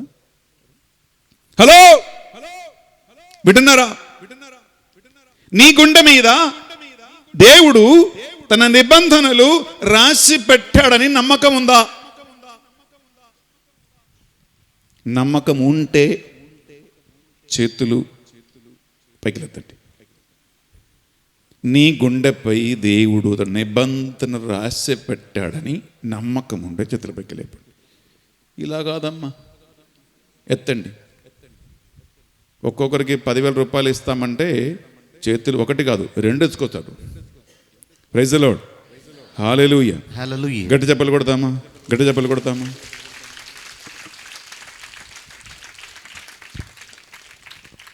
నీకు నమ్మకం కుదరకపోతే ఇంకా కుదిరిస్తాను నేను. తీసుకోండి, ఎజ్జకేల్ ప్రవక్త గ్రంథం 36వ అధ్యాయం 25, 26, 27 వచనాలు. ఎజ్జకేల్ ప్రవక్త గ్రంథం. ఈ మాట 2, 3, 4 సార్లు బైబిల్లో అక్కడ ఇక్కడ అక్కడక్కడ రాసి పెట్టాడు. ఎందుకు? నీకు నమ్మకం కుదరాలి, నీకు బుద్ధి రావాలి కాబట్టి. ఓకే, ఇది చదువుతామా? ఎజ్జకేల్ ప్రవక్త గ్రంథం 36వ అధ్యాయం 25, 26 వచనాలు విందామా? నేను మీపై శుభ్రమైన జలములు చల్లి వావ్, నేను నీపై శుద్ధమైనటువంటి నీటిని చల్లి మీ విగ్రహముల నుండి కంటిన్యూ మీ మాలిన్యము నుండి నీ అన్ని రకాల మాలిన్యము నుండి మేము శుద్ధి చేయుదును. నేను శుద్ధి చెయ్యును. మీకు నూతన హృదయమును ఒక దయచేయుదును. నూతన హృదయమును దయచేయును. నూతన ఆత్మను మీలో ఉంచెదను. మీలో నేను ఉంచదును. మీ నుండి రాతి గుండెను తీసేసి మీకు మాంసపు గుండెను దయచేయుదును. నా ఆత్మను నీలో ఉంచి మీరు నా చట్టములు అనుసరించే వాళ్ళగా చేస్తాను. ఇక్కడ ఇంకొక అడుగు ముందుకు వెళ్ళి అంటున్నాడు, ఇదిగో నేను నా పరిశుద్ధ జలమును, తీర్థ జలమును నీపై చల్లించి నీ సకల మాలిన్యములు పాపముల నుండి నిన్ను శుద్ధి చేస్తా అంటున్నాడు. నంబర్ 1. రెండవది, నీలో ఉన్న ఈ రాతి గుండెను తొలగించి మాంసపు గుండెని పెడతాను. ఇంకొక అడుగు ముందుకు అంటున్నాడు, నా ఆత్మను నీలో ప్రవేశింపబెట్టి నీవు నా చట్టములు, నిబంధనములు, ఆజ్ఞలు పాటించేవాళ్ళుగా చేస్తాను. ఇక్కడ ఏమంటున్నారంటే, నిబంధనములు, చట్టములు పాటించి నా సొంత బిడ్డలుగా ఉండటానికి ఒక సహాయకుడైన పరిశుద్ధాత్మను మీకు ఇస్తాం. పరిశుద్ధాత్మ దేవునికి ఉన్నటువంటి ఇంకొక పేరు, ఒక పర్యాయ పదమే సహాయకుడు కదా. ఈ పేరు విన్నారా? సహాయకుడు అని మీ పక్కంటి వాడు కాదే. హలో, సహాయకుడు అని ఎవరంటారు? సహాయం చేయువాడికే సహాయకుడు అని పేరు. పరిశుద్ధ గ్రంథములో పరిశుద్ధాత్మ దేవునికి ఉన్న ఇంకొక పేరే సహాయకుడు. సహాయకుడు ప్రభు అంటున్నాడు, నా పరిశుద్ధాత్మను నీలో నేను ప్రవేశింపచేస్తాను. నా పరిశుద్ధాత్మను మీకు నేను ప్రసాదిస్తాను. ఈ పరిశుద్ధాత్మ సహాయంతో మీరు నా నిబంధనలు, విధులను, చట్టములు పాటించేలాగున చేసి నిన్ను నా సొంత బిడ్డగా, నేను నీ సొంత దేవుడుగా అయ్యేలాగున చేస్తా అన్నాడు. ఇంకొక అడుగు ముందుకు వెళ్ళి నిన్ను ఎలాగైనా బాగా చేయాలని. అర్థమైందా? రాత్రి మీద రాసేస్తే అన్నీ పోగొట్టాడు, కానీ నువ్వు నశించిపోవటం ఇష్టం లేదు కాబట్టి నువ్వు ఎలాగైనా బాగుపడాలి,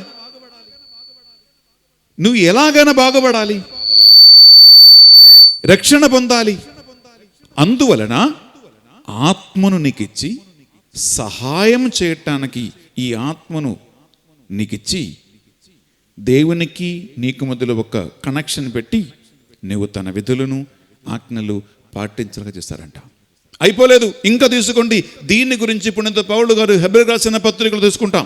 పిల్లరా, 8వ అధ్యాయము 9, 12 వచనాలు.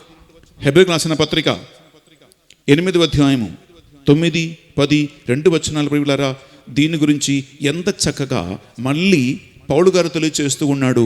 ఈ మంచి గుండెను, మంచి ఒక ఆత్మను రాత్రి తీసేసి మాంసల గుండెను పెట్టి ఆజ్ఞలు పాటించి నీవు బాగుపడాలని, నువ్వు సంతోషంగా ఉండాలని, నీకు నీ దేవునికి మధ్యలో కనెక్షన్ ఉండాలని దేవుడు చేసిన కార్యం విందామా?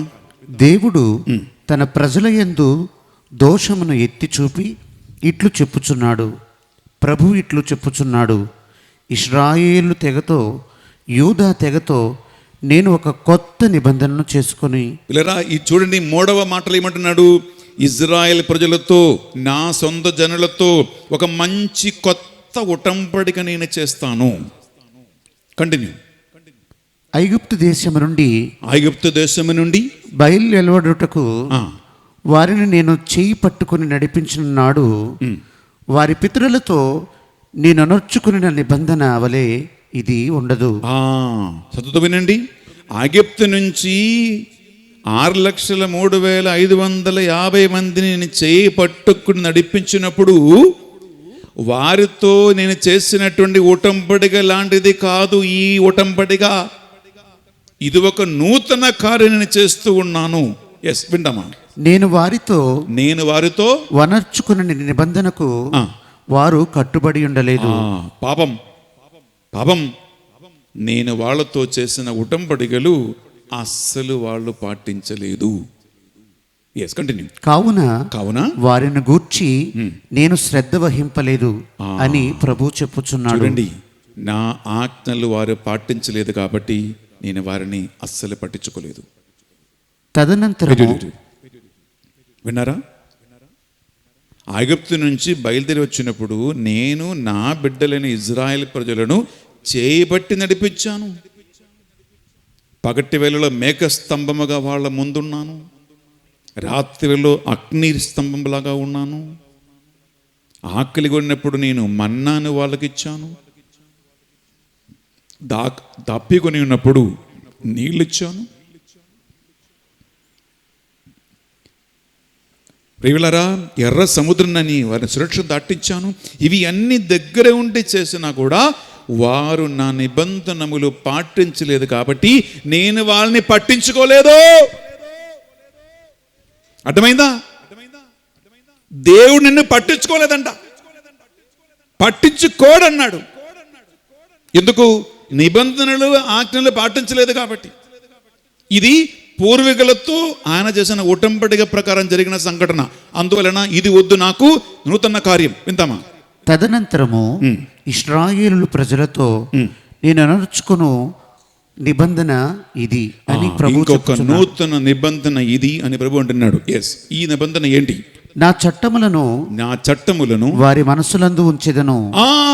నా చట్టములను నిబంధనలు నేను వారి మనస్సున ఉంచుతాను, వారి హృదయములపై వానిని వ్రాయుదును. హృదయములపై రాసేస్తాను. నేను వారికి దేవుడినయ్యుందును, నేను వారికి దేవుడై ఉంటాను. వారు నా ప్రజలై ఉందురు, వారు నా ప్రజలై ఉంటాను. ప్రియలారా, మనస్సులో పెడతా అన్నాడు. మనస్సు మనస్సు అర్థమైందా? నేను ఒక మాట చెప్పాను కదా, నీ కళ్ళు ఎట్టుపోతూ ఉన్నాయో నీ మనస్సు కూడా అక్కడికి పోతుంది చెప్పాను నేను.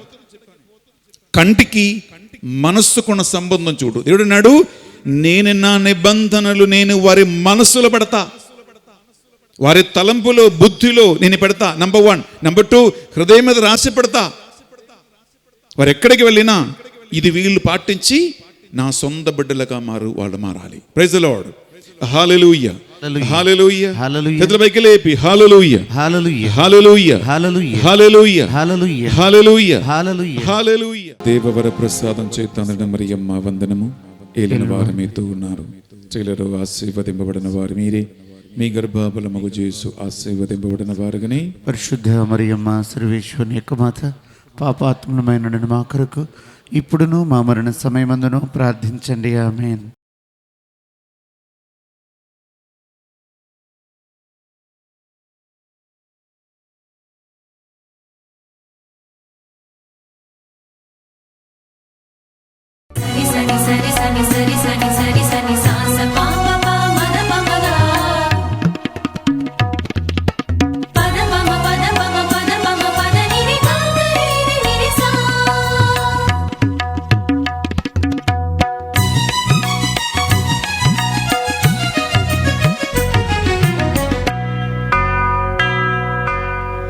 ఆలయ గంటలు మ్రోగినవి, పితయగు దేవుని కొలువగరండి. ఆలయ గంటలు మ్రోగినవి, పితయగు దేవుని కొలువగరండి. దేవుని జనమా, క్రైస్తవ జనమా, మేలులు చేసిన మన ప్రియ తండ్రిని. దేవుని జనమా, క్రైస్తవ జనమా, మేలులు చేసిన మన ప్రియ తండ్రిని హారతులిడుచు పూజింతుము, హారతులిడుచు పూజింతుము. Praise the Lord. Praise the Lord. Hallelujah. Hallelujah. Praise the Lord. Praise the Lord. Hallelujah. Hallelujah. Hallelujah. Hallelujah. ప్రియ సహోదరి సహోదరులారా, చాలా సంతోషముతో ఈ పరిశుద్ధ బలి అర్పించడానికి మీ అందరినీ కూడా ఆహ్వానిస్తున్నాం. ఈనాడు పరిశుద్ధ బలి భోజనం పెట్టించి మన ప్రార్థన సహాయం కోరిన వారు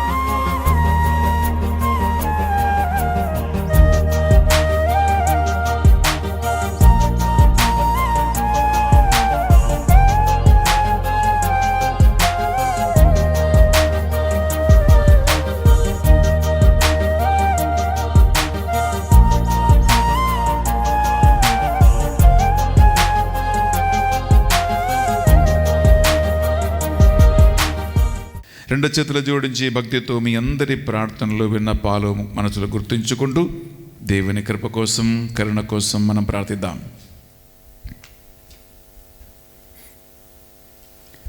పితా, పుత్ర, పవిత్ర ఆత్మ నామమున ఆమేన్. మన నాథుడైన యేసుక్రీస్తు కృప, సర్వేశ్వరుని ప్రేమ, పవిత్రాత్మ సహవాసము, సహకారము మీ అందరితో ఉండునుగాక. మీ ఆత్మతోనూ ఉండునుగాక. తెలుసో తెలియక మనము ప్రభు ఎదుట చేసిన ప్రతి పాపము, దోషములు ఆయన ఎదుట ఒప్పుకుందాం. మనము ప్రభు సన్నిధిలో ఒప్పుకున్న పాపాలను ఒక్కటి కూడా గుర్తుపెట్టుకోకుండా, జ్ఞాపకం ఉంచుకోకుండా సముద్రం యొక్క అగాధములో మన పాపములను పారవేసే దేవుని యొక్క సన్నిధిలో మనం చేరుకుందాం.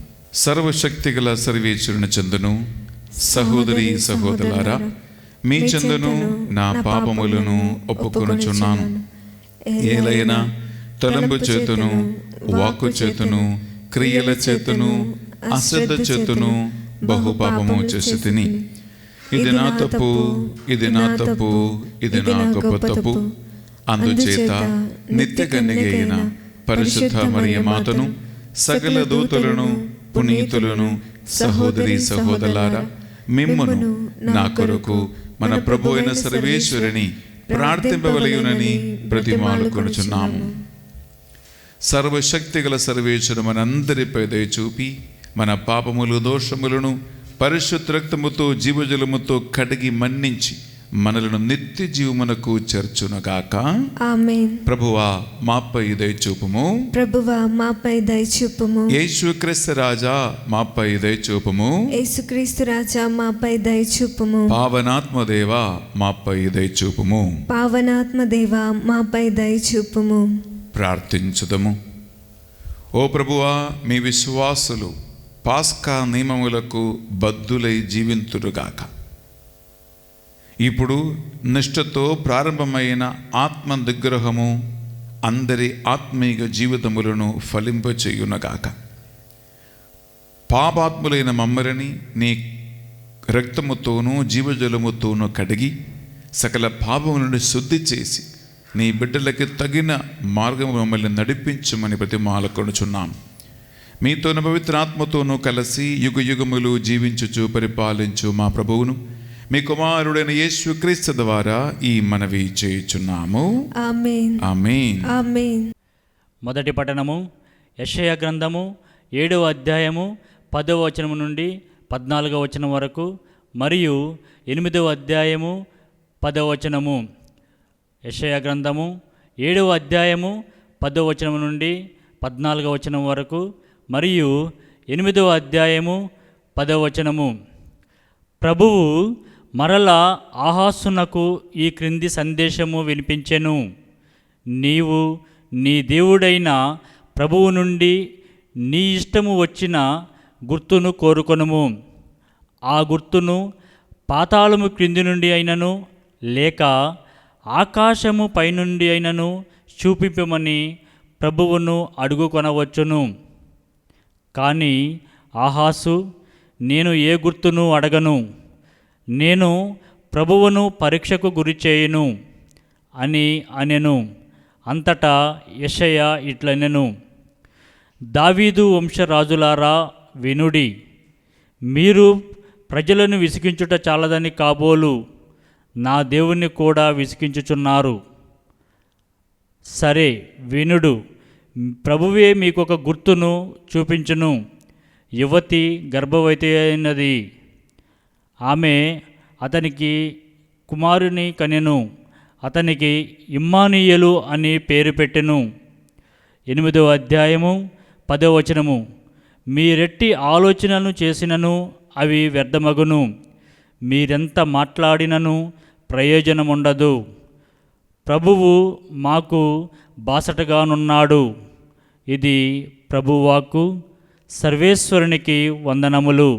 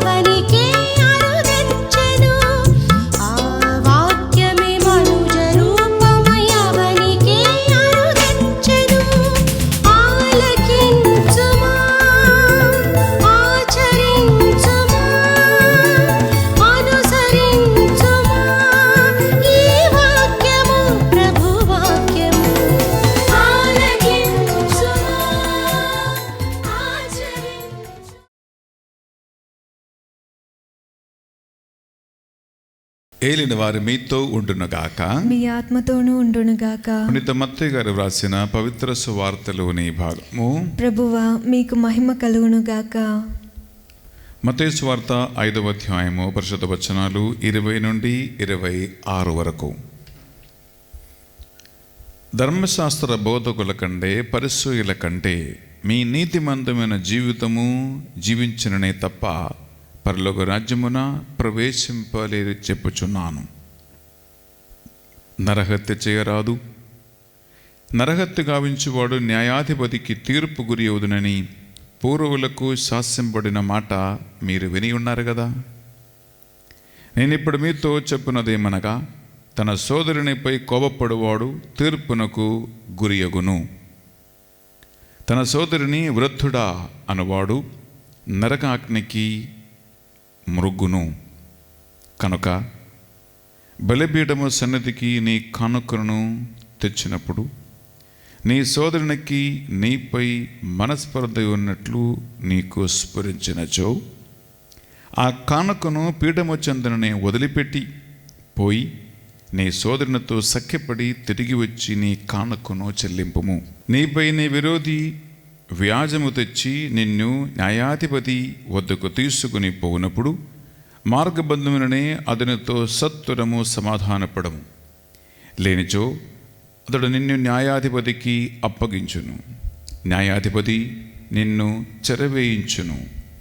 నీవు చెల్లించవలసిన రుణముల్లో కడబట్టి కానుకను తెచ్చు వరకు నీవు చెరసాలలోనే ఉందువు. ఇది యేసుక్రీస్తు పరిశుద్ధ రక్షణ సువిశేషము. క్రీస్తువా మీకు స్తుతి కలుగునుగాక. సువిశేష బోధన ద్వారా మన పాపములన్నీ మన్నింపబడునుగాక. ఆమేన్.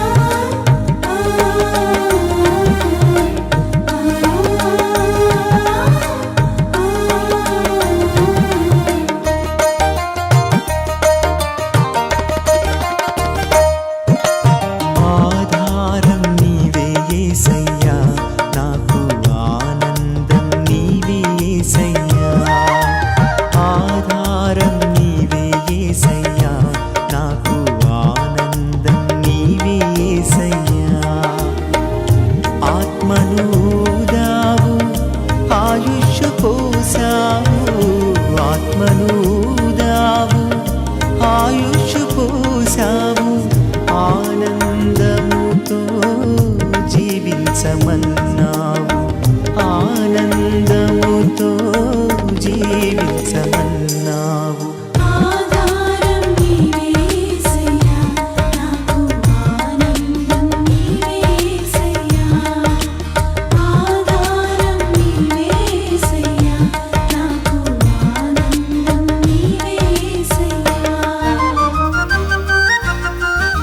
సహోదరి సహోదరులారా, మనము అర్పించి బలి సర్వశక్తిగల ప్రతి అయిన సర్వేశ్వరునికి అంగీకారమనుటలా ప్రార్థించుదము. ప్రభు తన నామస్తుతి మహిమల కొరకును మన ప్రయోజనం కొరకును తన పవిత్ర శ్రీ సభ ప్రయోజనం కొరకును మీ కరముల ద్వారా ఈ బలిని స్వీకరించునుగాక. బడలారా, రెండు చేతులు జోడించి ఒక నిమిషం కళ్ళు మూసుకోండి.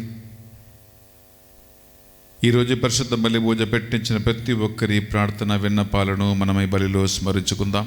ఈ బలిలో పాల్గొంటున్న మీ అందరి విన్నపాలను ప్రార్థనలను మా నాథుడు యేసుక్రీస్తు పరిశుద్ధ ఉన్నతమైన నామములో అడిగి వేడుకొనుచున్నాం తండ్రి. ఆమేన్. ఆమేన్. ఆమేన్. ఏలిన వారు మీతో ఉండునగాక. మీ ఆత్మతోనూ ఉండునుగాక. మీ మనస్సులను మీ ప్రార్థనలను ఉన్నతమునకు త్రిప్పండి. ప్రభు వైపు త్రిప్పి ఉన్నాము. మన దేవుడైన ఏలిన వారికి కృతజ్ఞత తెలుపుదము. కృతజ్ఞత తెలుపుట యుక్తము న్యాయము. ప్రభువున దేవ, పావన పిత, సర్వశక్తి గల ఓ నిత్య సర్వేశ్వర, మేము ఎల్లప్పుడూ ఈ చోటను మీకు కృతజ్ఞత వందనములు మా ప్రభువుని యేసుక్రీస్తు ద్వారా చెల్లించుట యుక్తము న్యాయము ధర్మము రక్షణదాయకము. నీవు నీ పుత్రుల మనస్సులను నూతనీకరించి శుద్ధి చేయ నిమిత్తము ప్రత్యేకమైన ఈ అనుగ్రహ కాలము బహూకరించితివి. ఈ కాలమందు మేము క్రమము తప్పిన కోరికలను విడనాడి పరిశుద్ధ హృదయములతో నిన్ను మనసారా సేవించుటకు మాకు శక్తిని దయచేయచ్చు ఉన్నావు. అస్థిరమైన వాటి యందు మనస్సులను కేంద్రీపకపింకక సుస్థిరమైన వాటి యందే మా మనస్సులను లగ్నము చేయ ప్రేరేపించుచు ఉన్నావు.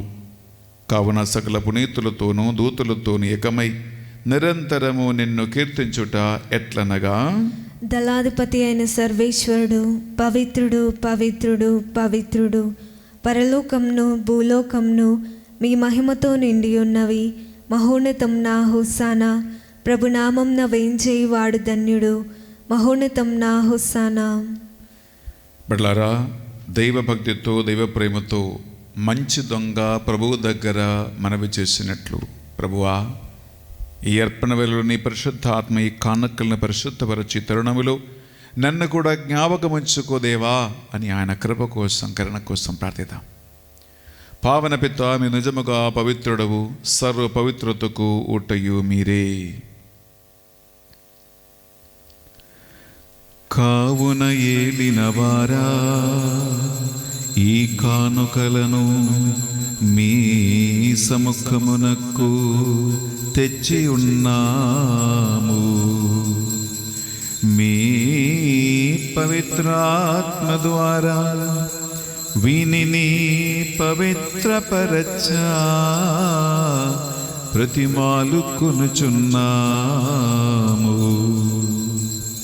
ఈ విధమున ఇవి మా నాదుడును మీ కుమారుడునైన యేసుక్రీస్తు శరీర రక్తములు అగునుగాక. వారి ఆజ్ఞ ప్రకారమే ఈ కృతజ్ఞతార్చలను మీకు నెరవేర్చుచున్నాము.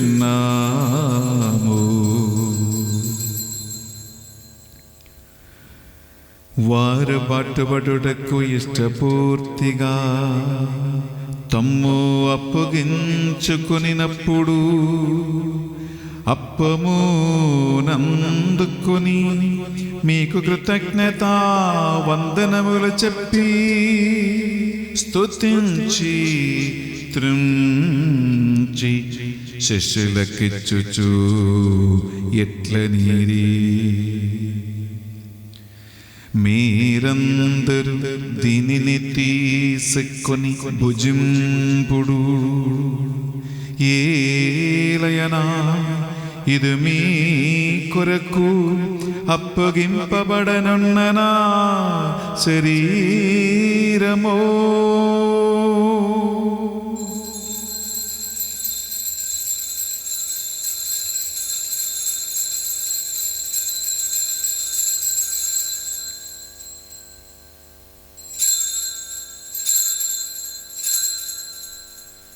ఆ విధముగానే భోజనానంతరం పాత్రము నందుకొని మరల మీకు కృతజ్ఞత వందనములు చెప్పి స్తుతించి శిష్యులకిచ్చుచు ఎట్లనీరి, మీరందరూ దీనిని తీసుకొని దీని నుండి పానము చేయుడు. ఏలయన ఇది నూతన నిత్య నిబంధన యొక్క నా రక్తపు పాత్రము. ఇది మీ కొరకును ప్రజలందరి కొరకును పాప పరిహారమునకై ధారవోయబడును. దీనిని నా జ్ఞాపకార్థము చేయుడు.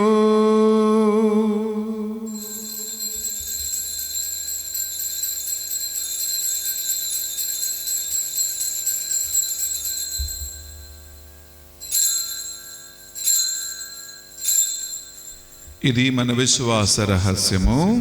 ప్రభువా, మేము మీ మరణంను ప్రకటించెదము, మీ ఉత్థానంను చాటెదము, మీరు మరల వచ్చే వరకు వేచియుందుము. కనుక తండ్రి యేసుక్రీస్తులో పాట్ల మరణమును ఉత్థానమును స్మరించుచు జీవితమొసగి అప్పమును రక్షణ పాత్రమునుగా సమర్పించుచున్నాం. మీ సముఖమును మోకరించి ఈ పరిశుద్ధ బలి అర్పించడానికి మమ్మందరినీ పాత్రలుగా చేసినందుకు మీకు వందనములు చెల్లిస్తూ ఉన్నాం. యేసుక్రీస్తు శరీర రక్తములు పాలివారుగా మమ్ము పరిశుద్ధాత్మను అభిషేకించి సకల పాపములు బలహీనతలను కడిగి శుద్ధి చేయమని ప్రతిమాలకొనుచున్నాం. ఏలిన వారా ప్రపంచమంతంతటా వ్యాపించిన మీ శ్రీ సభను జ్ఞాపకముంచుకునుము. మా ఫ్రెండ్స్ జగద్గురువును పొలిమర జయరావు పీఠాధిపతిని తదితర పీఠాధిపతులను గురువులను మఠకన్యులను నీ సేవకులందరినీ నీ కరుణయందు కృపయందు ప్రేమయందు నడిపిము. ఉత్థానముగదమును అన్నమిగతో చనిపోయిన మా సహోదరి సహోదరులను మీ కనికరమందు చనిపోయిన వారందరినీ జ్ఞాపకం ఉంచుకును. ఉద్దర స్థలంలో పీడింపెడుతున్న ఆత్మలపై నీ కరుణను కృపను చూపి వారి పాపములు మన్నించమని ప్రార్థిస్తున్నాం. మా అందరిపై దయ చూపి దేవుని కన్య తల్లికి మరియ మాతతోనూ ఆమె భర్త అయినప్పుడు యోజప్ప గారితోనూ ఆది నుండి మీకు సేవ చేసినప్పుడు ఆత్మలందరితోనూ మగ నిత్యజీవులో భాగము దయచేయము. మా నాథుడు యేసుక్రీస్తు పరిశుద్ధ నామములో అడిగి వేడుకొనుచున్నాం తండ్రి. ఆమేన్. ఆమేన్. ఆమేన్. బిడ్డలారా, మనము కలిసి లోక చూడని పాడుకుంటూ త్రిత్వక దేవుని కనపరుద్దాం. వారి ద్వారా వారితో వారి అందు సర్వశక్తిగల పితయైన సర్వేశ్వరా పవిత్రాత్మతో ఏకమై ఉండు మీకు యుగ యుగములు గౌరవ మహిమలు కలుగునుగాక.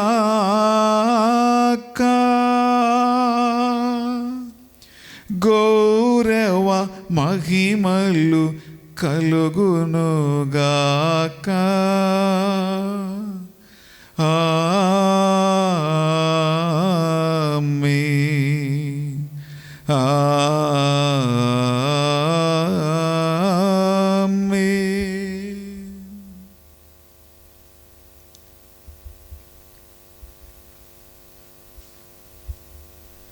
ప్రభు యేసుక్రీస్తు మనకు నేర్పించిన ప్రార్థన రెండు చేతులు చాచి పట్టుకుని ఆ ప్రభువుని ప్రేమామరుడిని కరుణామయుడిని పిలిచి ప్రార్థిద్దాం. పరలోకమందున్న మా యొక్క తండ్రి, మీ నామం పూజింపబడునుగాక, మీ రాజ్యం వచ్చునుగాక, మీ చిత్తం పరలోకమందు నెరవేరినట్లు భూలోకమందును నెరవేరునుగాక.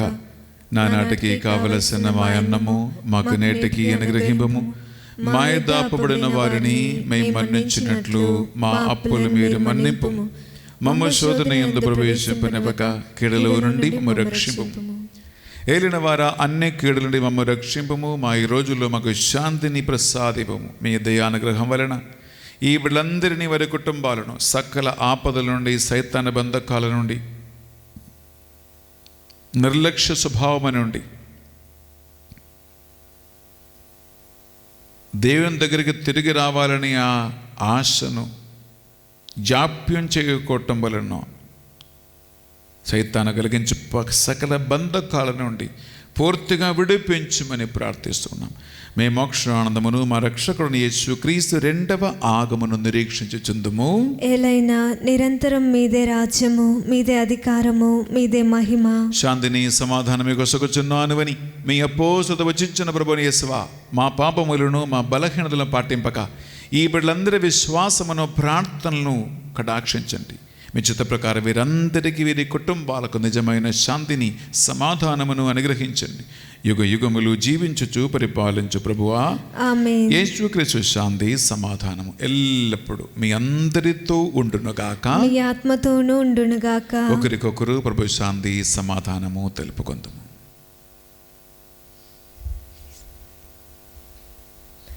సర్వేశ్వరుని గొర్రెపిల్ల, లోక పాపములను పరిహరించు ప్రభువా, మాకు దయచూపుము. సర్వేశ్వరుని గొర్రెపిల్ల, లోక పాపములను పరిహరించు ప్రభువా, మాకు దయచూపుము. సర్వేశ్వరుని గొర్రెపిల్ల, లోక పాపములను పరిహరించి ప్రభువా మాకు శాంతిని దయచేయుము.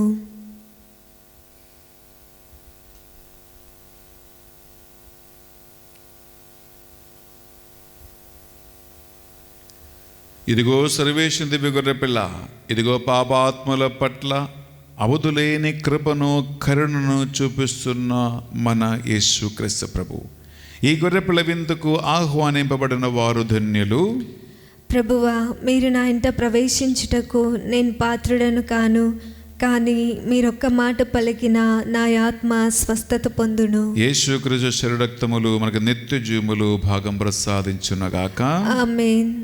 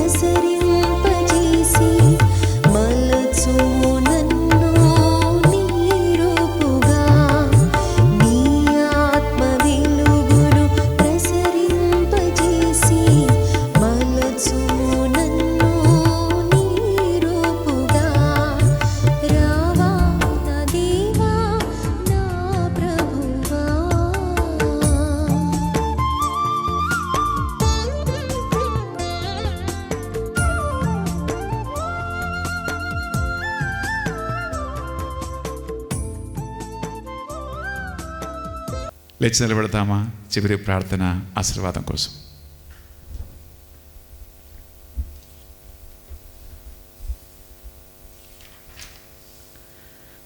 ఓ ప్రభువా, నీవు మాకు జీవాహారముగా ప్రసాదించిన ఈ దివ్య సంస్కారం మమ్ము నవజీవితములో నడిపించునుగాక.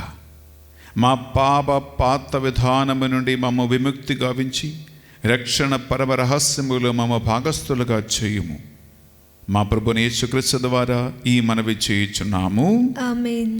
ఏలిన వారి మీతో ఉండునగాక, మీ ఆత్మతోనూ ఉండునగాక. సర్వశక్తి గల సర్వేశ్వరుడు పితా పుత్ర పవిత్రాత్మ మిమ్మందరి మీ కుటుంబాలను సదా దీవించి కాచి కాపాడి నడిపించునుగాక. ఆమేన్. సమాధానముతో వెళ్ళి క్రీస్తు ప్రేమలో క్రీస్తు సేవలో జీవించుదము. సర్వేశ్వరునికి వందనములు. Have a wonderful day and God abundantly bless you.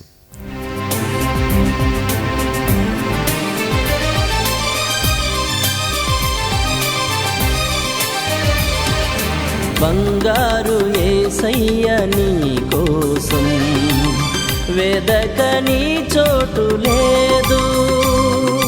బంగారు యేసయ్య నీ కోసం వెదకని చోటు లేదు.